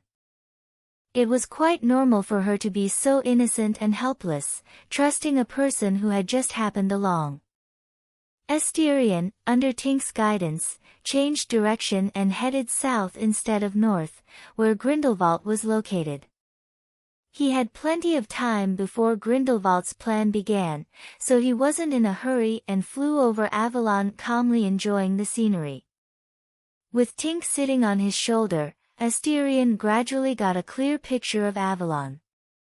The place had stood still in time for thousands of years. The fauna and flora was completely different from the mainland, with all the species he had seen so far in this place being extinct on the continents, including red oak, one of the best materials for wand making. In all honesty, Asterion wanted the whole of Avalon for himself, and if the war had no clear objective so far, he had no doubt that everyone wanted a piece of this untouched world full of untapped resources. Only a fool would stand still when he saw such a big cake in front of him. At the same time, Asterion was surprised to discover from Tink that at each end of the island, there was a completely different biome. Spring, summer, fall and winter, respectively. They all coexisted at the same time, and it was also where fairies of different ethnicities lived. Asterion, for example, was in the spring region, the home of the spring fairies. However, he saw no other fairy than Tink herself. To which the fairy replied with all possible sincerity. The fairies live in a place called the Hive, given by the Great Mother to the 4 matriarchs of the seasons. Very few fairies leave the hive and enjoy life sleeping or gardening, painting or singing. Tink replied with a bored tone as she looked at the beautiful surroundings, but something that had become commonplace in her eyes and those of the many fairies. Asterion nodded. This happened to humans with short lifespans, let alone long-lived beings like fairies, who could easily live for thousands of years. It's like traveling to every corner of the world, and over time, the landscapes, which were spectacular and beautiful, become something futile and dull in your eyes. Note, this is something that happens when you travel a lot. I've read about it and I'm still surprised by this information. I wonder what these people do for fun. At the same time, he knew that fairy society was a society completely devoid of predators. Only those who have nothing to fear can live in such a calm and simple environment. Asterion continued to ask questions, delving deeper into fairy society and gaining knowledge about Avalon. Every time he heard about something that was extinct or even extremely rare being used by the fairies, he showed a helpless expression full of envy. The fairies used rare materials and resources as if they were nothing, and this seemed to cause a pain in his chest, as if they were using his fortune to shop. Without realizing it, the journey lasted about 5 hours, when Asterion finally found himself facing a huge lake. If he hadn't known it was a lake, he would have thought it was a sea. His eyes couldn't reach the other shore of the lake, showing just how big it was. The water was a sky blue hue, like a huge mirror reflecting the orange sky, which surprisingly had a 4-colored sun: green, yellow, red and white. Although he knew the difference between the special grade and the divine grade, which he had theorized, seeing the difference still made him surprised, amazed, and eager to obtain such power. Although he didn't know whether Avalon had been born naturally or artificially, he still admired the power of the goddess, capable of changing everything within a barrier. Suddenly, Asterion's eyes were fixed on the bottom of the lake. As the water was extremely transparent and still, Patriarch Black could perfectly see the bottom of the lake, which was several kilometers deep. Inside the lake, buried deep down, a huge sea monster was sleeping without moving. Chapter 248 The Grindelwald Plan. 4. It looks like the biblical beast. Asterion commented after seeing the sea beast's appearance. Its body resembled that of a snake, but its head was vividly reminiscent of a dragon, and its powerful jaw hid hundreds of razor-sharp teeth capable of shredding anything. This is the monster that terrorized our hive. If it hadn't been for him, the elders wouldn't have worried every 100 years. Tinker Bell spoke, looking at the monster with a terrified expression. It was the first time she had seen the monster that had terrorized her hive for thousands of years.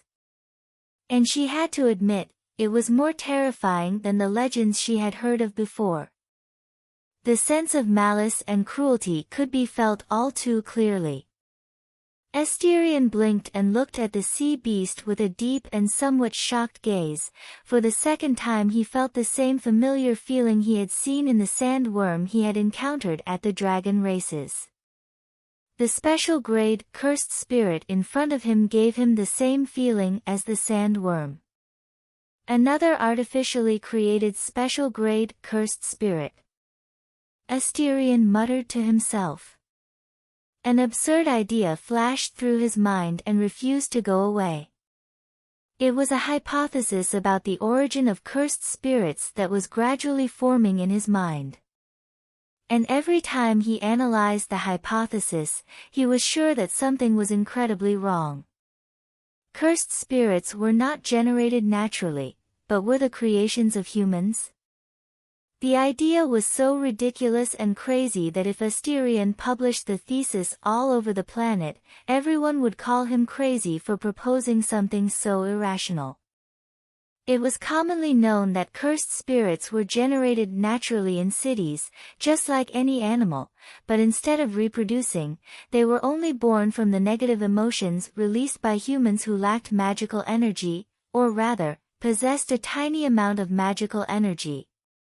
But if we think that magic has no end, it's quite possible that we humans created cursed spirits and lost control of them at some point in history. Honestly, losing control of something so important was very possible in Asterion's eyes. Humans are flawed and hate to show their ugliness, even to themselves. Hiding one's mistakes was natural for every human being. It wasn't hard for Asterion to assume that this human history had been erased so that they wouldn't be crucified or condemned by the entire human race in the future. Taking a deep breath, Asterion pushed these dangerous thoughts to the back of his mind and didn't want to think about it anymore. It was as crazy an idea as creating a god of his own. Stepping forward, Asterion submerged himself in the lake while a shield of blue energy surrounded his body.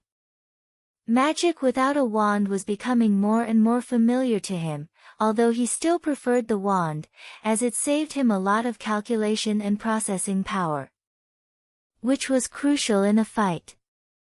Tinker Bell looked terrified watching Asterion's actions. She didn't have time to get off his shoulder and dived into the lake against her will. She clung to the locks of Asterion's dark hair and looked around with a look of fear and curiosity. The landscape beneath the water made the little fairy marvel, something that hadn't happened for a long time. However, her curiosity only lasted a second, as she saw Asterion getting closer and closer to the monster. "Can I go back? If he eats me, I can't even fill in between his tooth spaces." Swallowing dryly, she asked in Asterion's ear with a tremulous tone. Asterion ignored the cowardly fairy and arrived 20 meters away from the sea monster. Looking closely at the monster, he concluded that it had been made using a similar process to the sandworm, although with obvious differences, showing that it was made by two completely different civilizations. That level of negative magical energy is close to Jormungand.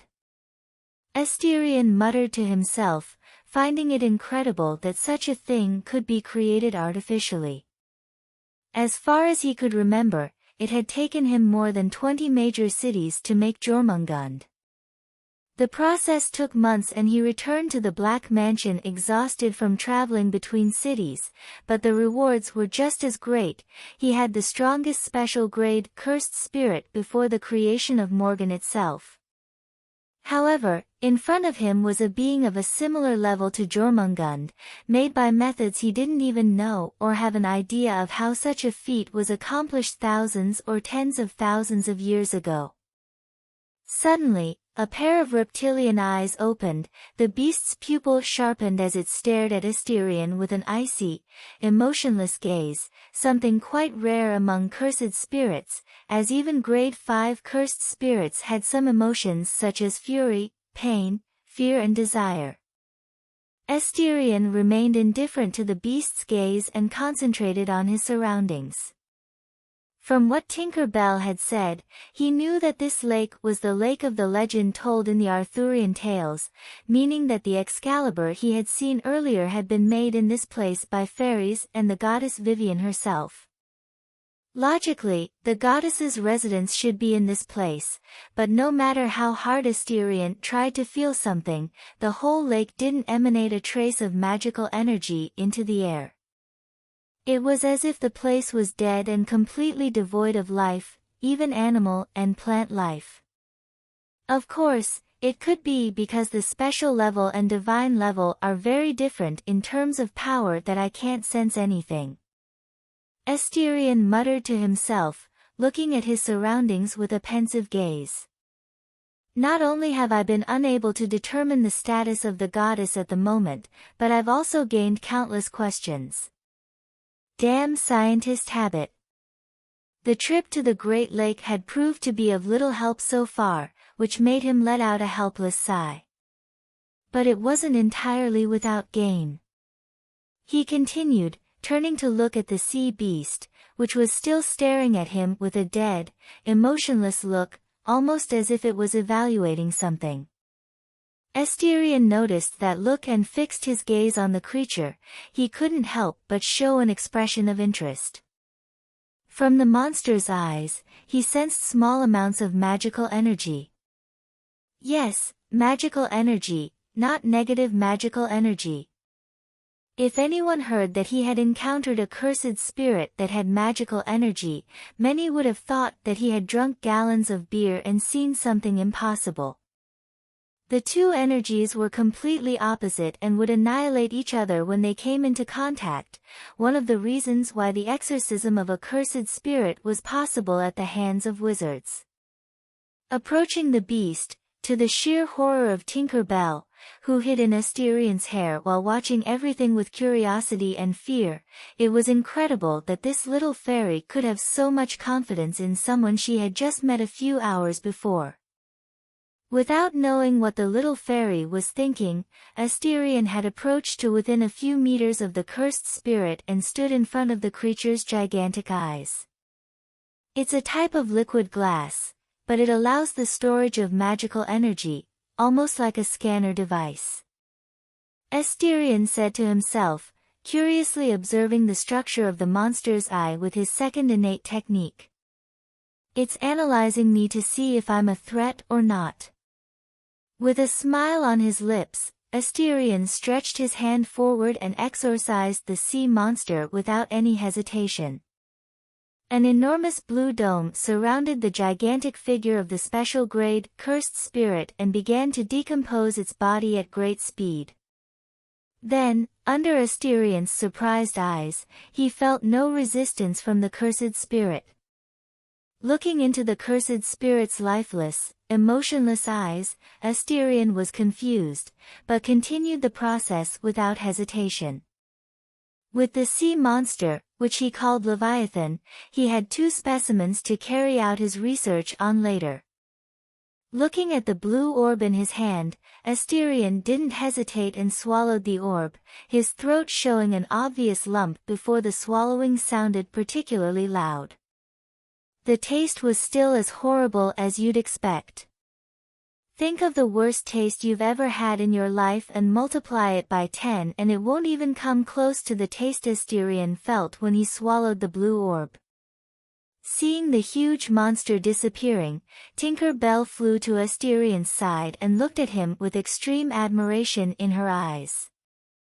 She had never seen someone so powerful in her short life of 500 years.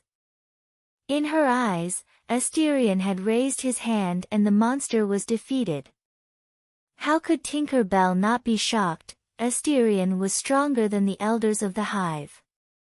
Chapter 249 The Grindelwald Plan, 5. Seeing that he couldn't see anything related to the goddess Vivian, Asterion let out a disappointed sigh and returned to the surface.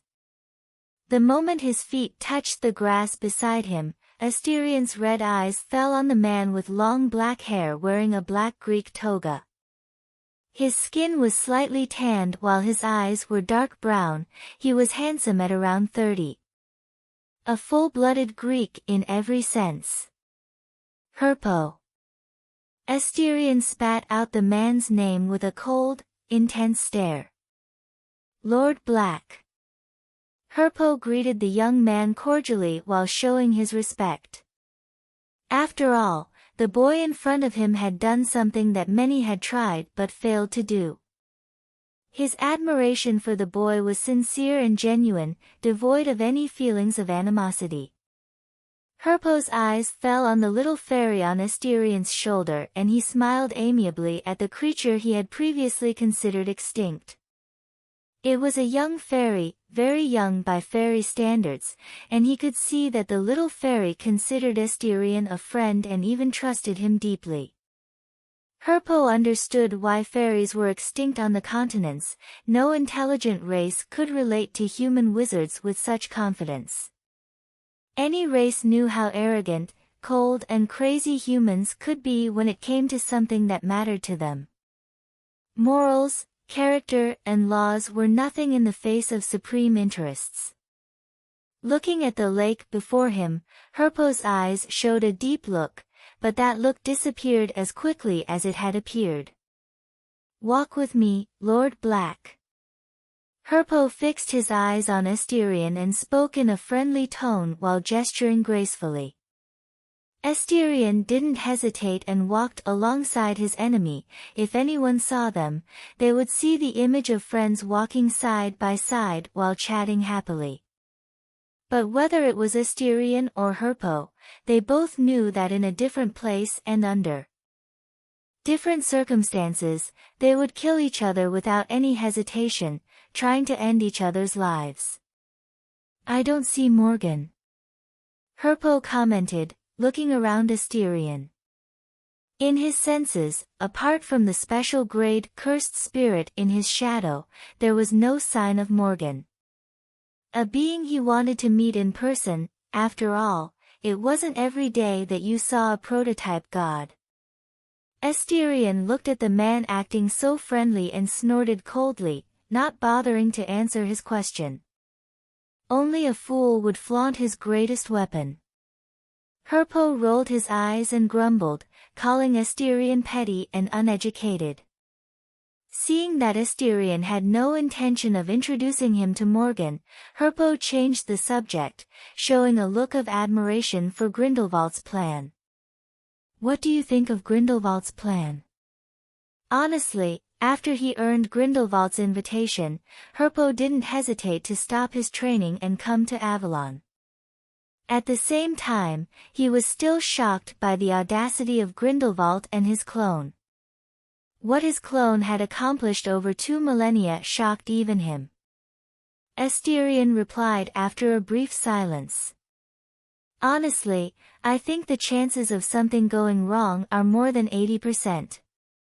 Herpo nodded, apparently agreeing with Asterion's words. He also saw that apart from the daring plan, the chances of success weren't high to begin with. But 20% was a shocking percentage for him.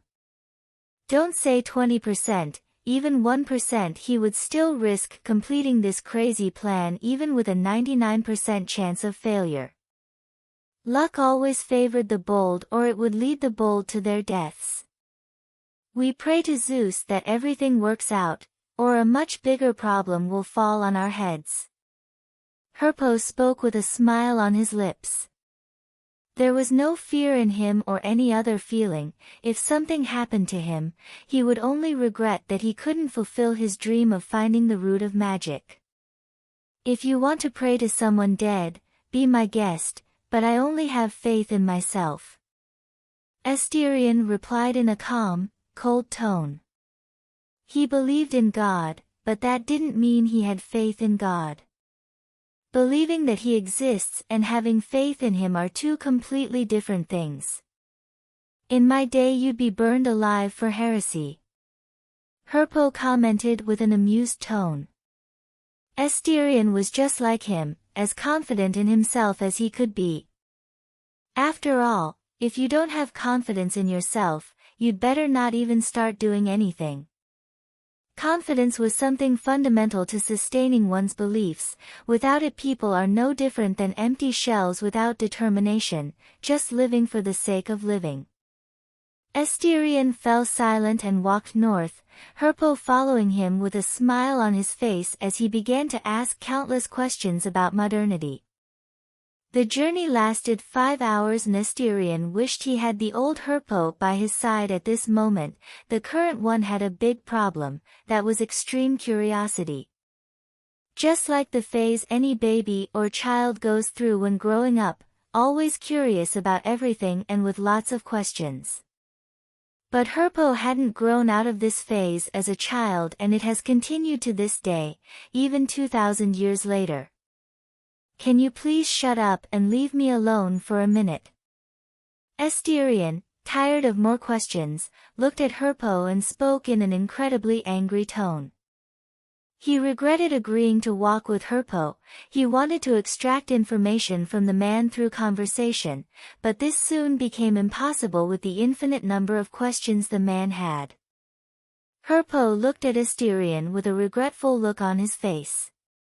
He had been enjoying the conversation with someone as intelligent and brave as him, but seeing that he had managed to irritate the boy, he shrugged and walked on in silence. For some reason, everyone who talked to him also showed such reactions, although he didn't understand why. In his eyes, wizards and witches should enter the sea of knowledge without scruples, and curiosity was the primordial pillar of erudition, so in his eyes, what he was doing was very normal. Suddenly, Asterion and Herpo's steps stopped. They both looked ahead and saw a huge pale desert. There was snow everywhere they looked. Mountains loomed in the background like spears piercing the heavens. The power of the gods is incredible. Herpo commented with a genuinely amazed tone at the powers of the gods. Do you want to know how you become a god, Lord Black? He looked at Asterion and asked with a smile playing on his lips. Asterion looked at him in surprise and remained silent. He felt that even if he said yes, Herpo wouldn't answer with the truth. After all, only a fool would say something that could make his enemy stronger. Perhaps guessing Asterion's thoughts, Herpo continued to smile as he spoke. In ancient times, the so-called special grade was called the demigod, and after that level, it was the deity. When the demigod ascended to the throne of God, his innate technique would sublimate and become something stronger, intangible, and primordial. Authority. It had many other names, like priesthood, laws, pillar, and many other names. Herpo looked at Asterion with an increasingly animated gaze. But many failed to sublimate their innate technique, dying in the process. Perseus, Theseus, Heracles and many other demigods died at this stage. Asterion couldn't help but be surprised by Herpo's words. Although the man didn't say what it took to sublimate the innate technique into authority, the information he earned opened a path for him to move forward. You must be confused as to why I'm saying this, just know that it's in my interest to see you try to reach divinity. If you die in the process, I'll throw a feast worthy of your status and celebrate your death. Herpo spoke, entering the frozen biome while looking back with an amused look. How could he not have known about the temptation to reach divinity? It was every demigod's dream. He wanted to see Asterion try and die in the process. Of course, there was a chance that Asterion would actually ascend to divinity, but the odds were so minuscule that Herpo decided to gamble. The chance of Asterion dying was over 90%, how could he not take a chance when luck was in his favor with such odds? Luck favors the bold, that's what he's believed since ancient Greece. Besides, he hadn't told him the method of sublimating the innate technique, so Asterion's chances of failing were even greater. Asterion could certainly guess the conspiracy that was going on in Herpo's mind, and he had to admit, it was a naked conspiracy, without hiding its purpose. At the same time, as Herpo had guessed, Asterion really did want to ascend to divinity after hearing the sublimation of the innate technique, but differently from what Herpo had thought. Asterion wouldn't be using it on himself, but on Morgan. Chapter 250 The Grindelwald Plan. 6. Asterion and Herpo raised their heads and saw a huge crystal, about 3 meters in diameter, floating in the sky. The magical aura that the crystal gave off made both of their hearts beat faster. It wasn't fear, but sheer awe at what was probably the most energetic object that mankind could muster. I had the opportunity to second a Sephiroth. It was the size of a fingernail, but when it exploded, it would put the Muggle weapons called nuclear bombs to shame. Herpo commented when he saw the crystal with a diameter of 3 meters. Looking at Asterion, Herpo asked. In a calm but dignified tone. In your eyes, if this thing explodes, what will happen to the planet? Asterion pondered as the pentagrams spun at great speeds in his red eyes. After a full 5 minutes, the words that came from Asterion's lips made Herpo feel a chill run through his body. From the simulations, the explosion will be capable of destroying a continent, but the explosion is the least of the problems. What do you think will happen to all the living beings exposed to such an insane amount of magical energy on the planet's surface? Yes, Asterion wasn't worried about the explosion. Yes, it would be a devastating explosion that would generate tsunamis of catastrophic proportions, but the explosion would be much smaller than I expect because magical energy has air-like properties and dissolves quickly when it enters the planet, greatly reducing the explosion. As previously mentioned, only humans and magical creatures could accumulate this extremely volatile energy in their bodies. Anything else could not prevent the magical energy from dissolving when it came into contact with the planet.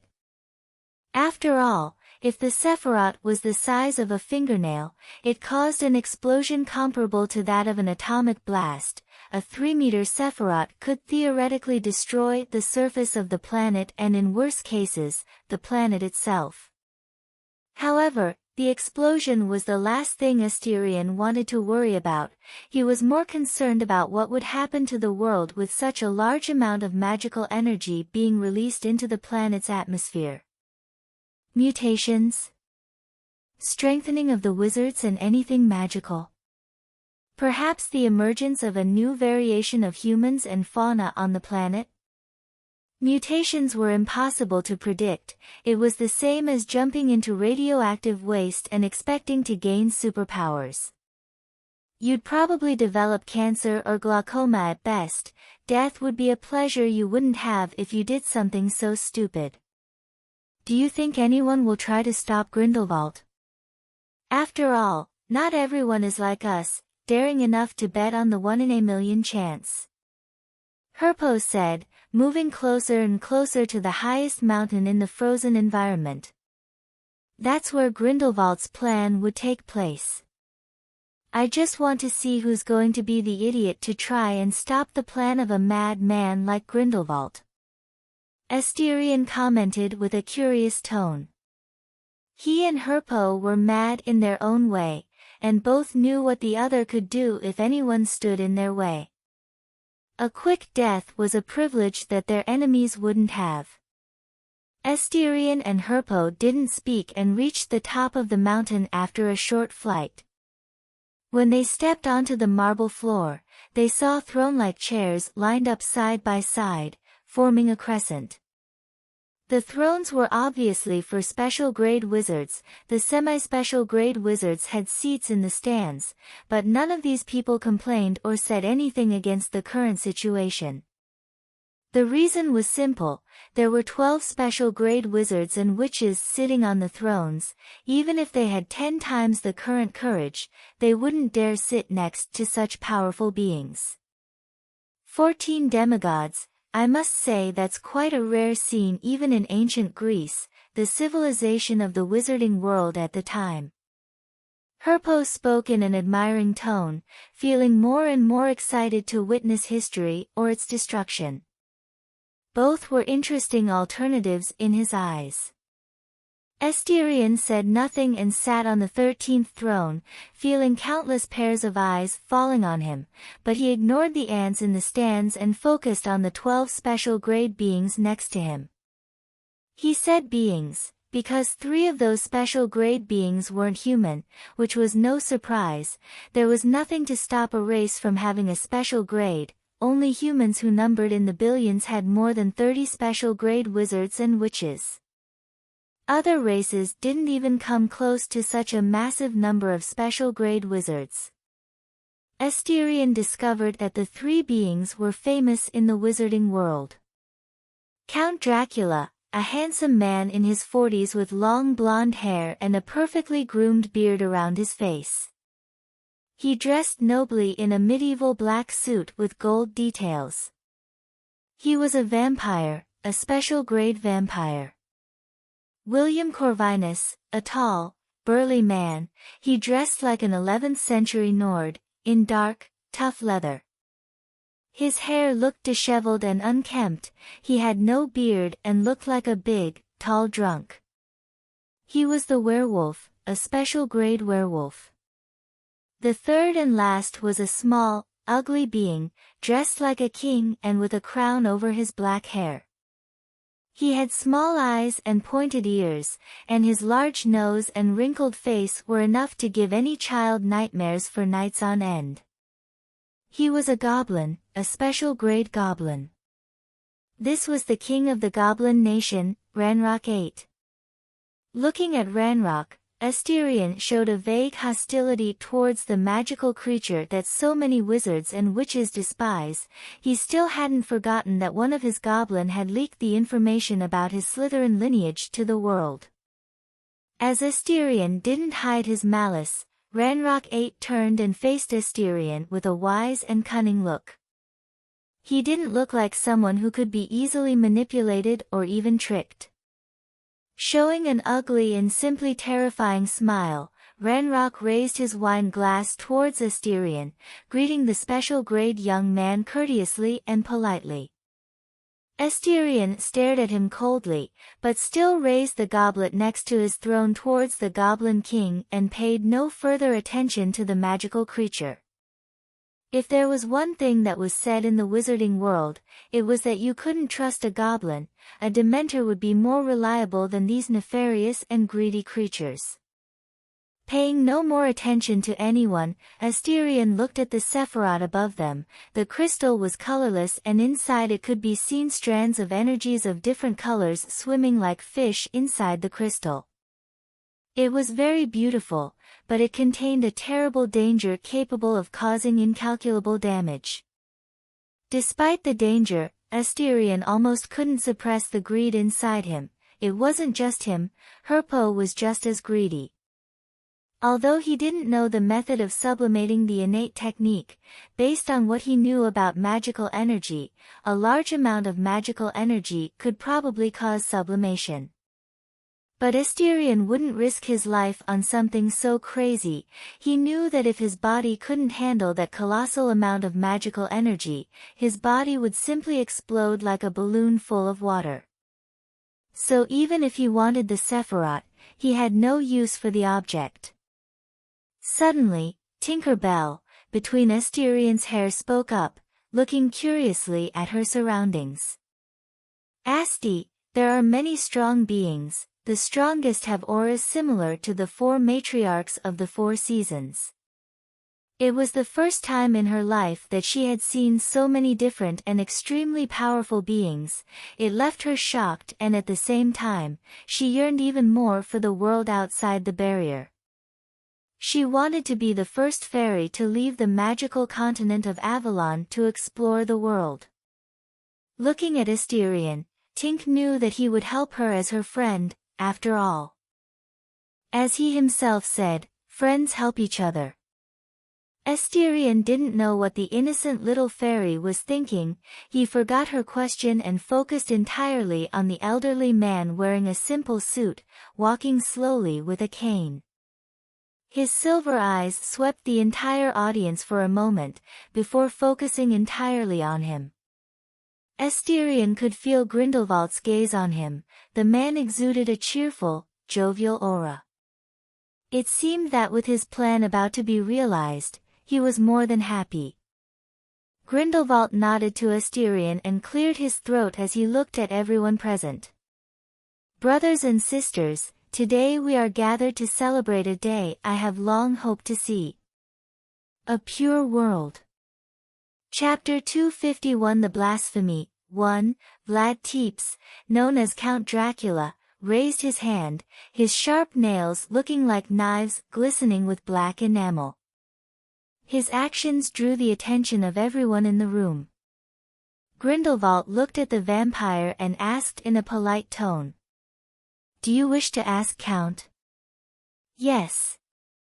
The man's voice was serious and regal, worthy of the monarch of all the world's vampires. The consequences if your plan goes wrong are simply something that no one present in this room can ignore, Lord Grindelwald." The vampire king spoke, and his words contained a very astute political precision, for he wasn't just speaking for himself, but everyone in the place. It was a very clever way of gaining morale against his opponent. Grindelwald's smile remained the same, his silver eyes staring at the vampire with a slightly colder gaze than they normally did. However, Grindelwald's actions surprised everyone. The man raised his arm and gestured towards an empty space.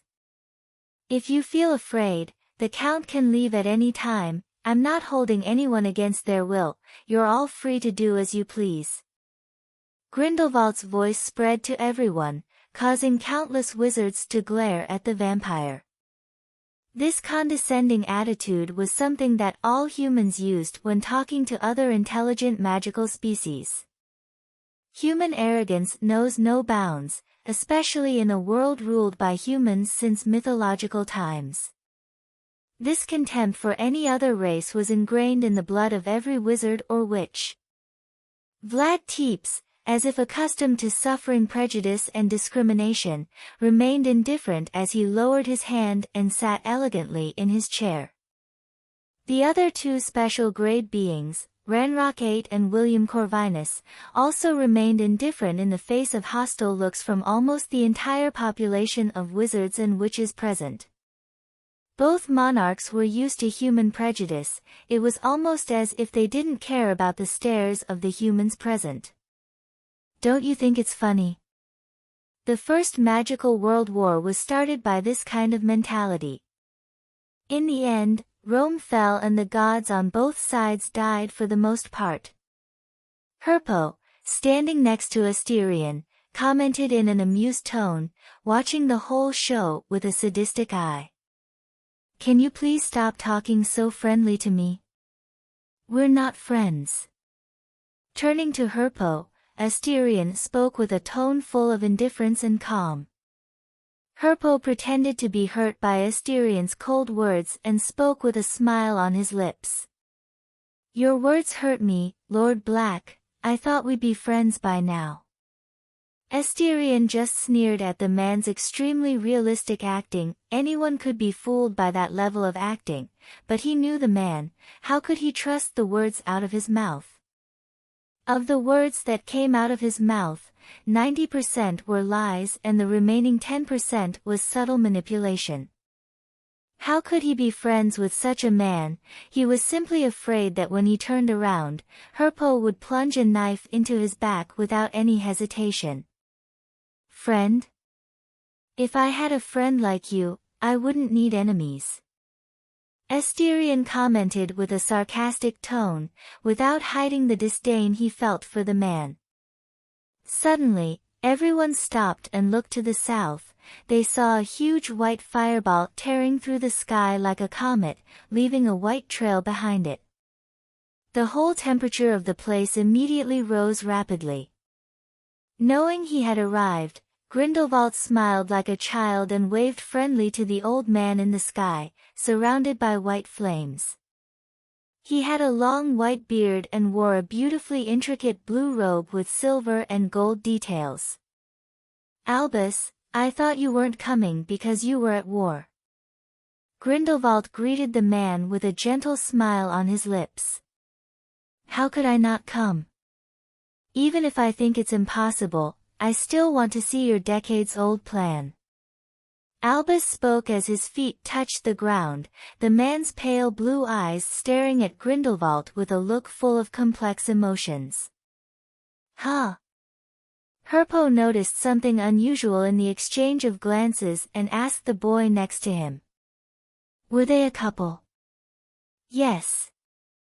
Asterion saw no point in lying and spoke directly. "It even looks like we're in a book written by a woman who enjoys such acts." Herpo commented with an amused tone, the idea of Grindelwald and Dumbledore being lovers was really something difficult to associate with in the first place. Anyone would never have thought that the two of them had ever had that kind of relationship. After all, it was a Dark Lord and a Light Lord, both of whom were supposed to be incompatible. Don't say dating, even being friends was hard to associate with, let alone in such a relationship. Asterion pursed his lips, remembering that he really was in a world written by a woman. Looking at the 3-meter diameter Sephiroth, Dumbledore sighed in admiration, but his gaze was incredibly dignified. If anything happened, this entire newly discovered continent would be destroyed, something he didn't want after discovering how many resources it possessed. Isn't it possible to change locations? Dumbledore asked, trying to prevent this continent from being destroyed. Grindelwald shook his head and denied it. Impossible, Albus. Avalon is the center of the planet's ley lines. This location is perfect for the ritual I'm about to perform. He wasn't lying. Just as Avalon had once been used for the same purpose, he would use this continent as the core of the entire magical ritual. Dumbledore let out a helpless sigh and walked towards the throne, taking a seat next to Herpo. He wouldn't stop Grindelwald even if he could. That summer, it had also been his plan, which he had orchestrated together with Grindelwald when they were young. What if it worked? The world would be free of cursed spirits and the wizarding population could grow much faster, bringing a prosperous period to the entire wizarding civilization. Unfortunately, the consequences were just as great, but it was worth the risk in view of the great rewards if the plan worked. Dumbledore turned his head and looked at the man next to him, a curious look shining in his eyes. He had never seen this special grade wizard before, and from the traditional Greek clothes, it seemed that Greece had recently gained a special grade wizard. Make no mistake, Dumbledore, this man is Herpo's real body. I destroyed his Horcrux in the Principality of Andorra. Asterion spoke at that moment, making the friendly look in Dumbledore's eyes disappear as quickly as it had appeared. Even sitting between two enemies, Herpo seemed completely calm and even had an amused smile on his lips. Finding the whole situation extremely funny. Giving his enemy a cold stare, Dumbledore looked at Asterion and spoke with a satisfied smile. Rose killed Philip de Bourbon in Calais. With that, we can advance on 2 fronts, putting even more pressure on France. A glint of surprise reflected in Asterion's eye. He hadn't expected his fiancée to kill a special grade wizard, especially the man who had ambushed him along with Herpo and others. Poor Philip, his body was a good receptacle. Herpo commented, listening to Asterion and Dumbledore's conversation. His expression was one of regret and sadness, making Asterion and Dumbledore shiver at the man's words. Necrophile, you should keep your private hobbies to your room. Asterion showed an expression full of disgust at Herpo's sexuality. Dumbledore also showed an expression of disgust, watching Herpo. Seeing the looks on both wizards' faces, Herpo's face darkened almost immediately. Even though he knew that Asterion's words were only meant to irritate him, he still couldn't help but become agitated and angry at hearing such insulting words towards him. I really don't like you, Asterion. Children in my time respected the sages of ancient Greece. Herpo commented with a slightly cold and indifferent tone. The feeling of dislike is mutual, Herpo. Asterion replied without hesitation. The man shrugged and focused on Grindelwald. The man was personally finishing the touches on the pentagram. A huge pentagram that covered an area of 100 meters. Pillars full of ancient runes stood at the ends of the pentagram. Herpo discovered that the runes were the work of someone he had known. Ignotus Peveril. Herpo muttered to himself, remembering the shy, antisocial man. Who would have thought that a man like that had done one of the most blasphemous acts of his time? And the same act was about to happen again, but this time, it wouldn't be a friendly conversation.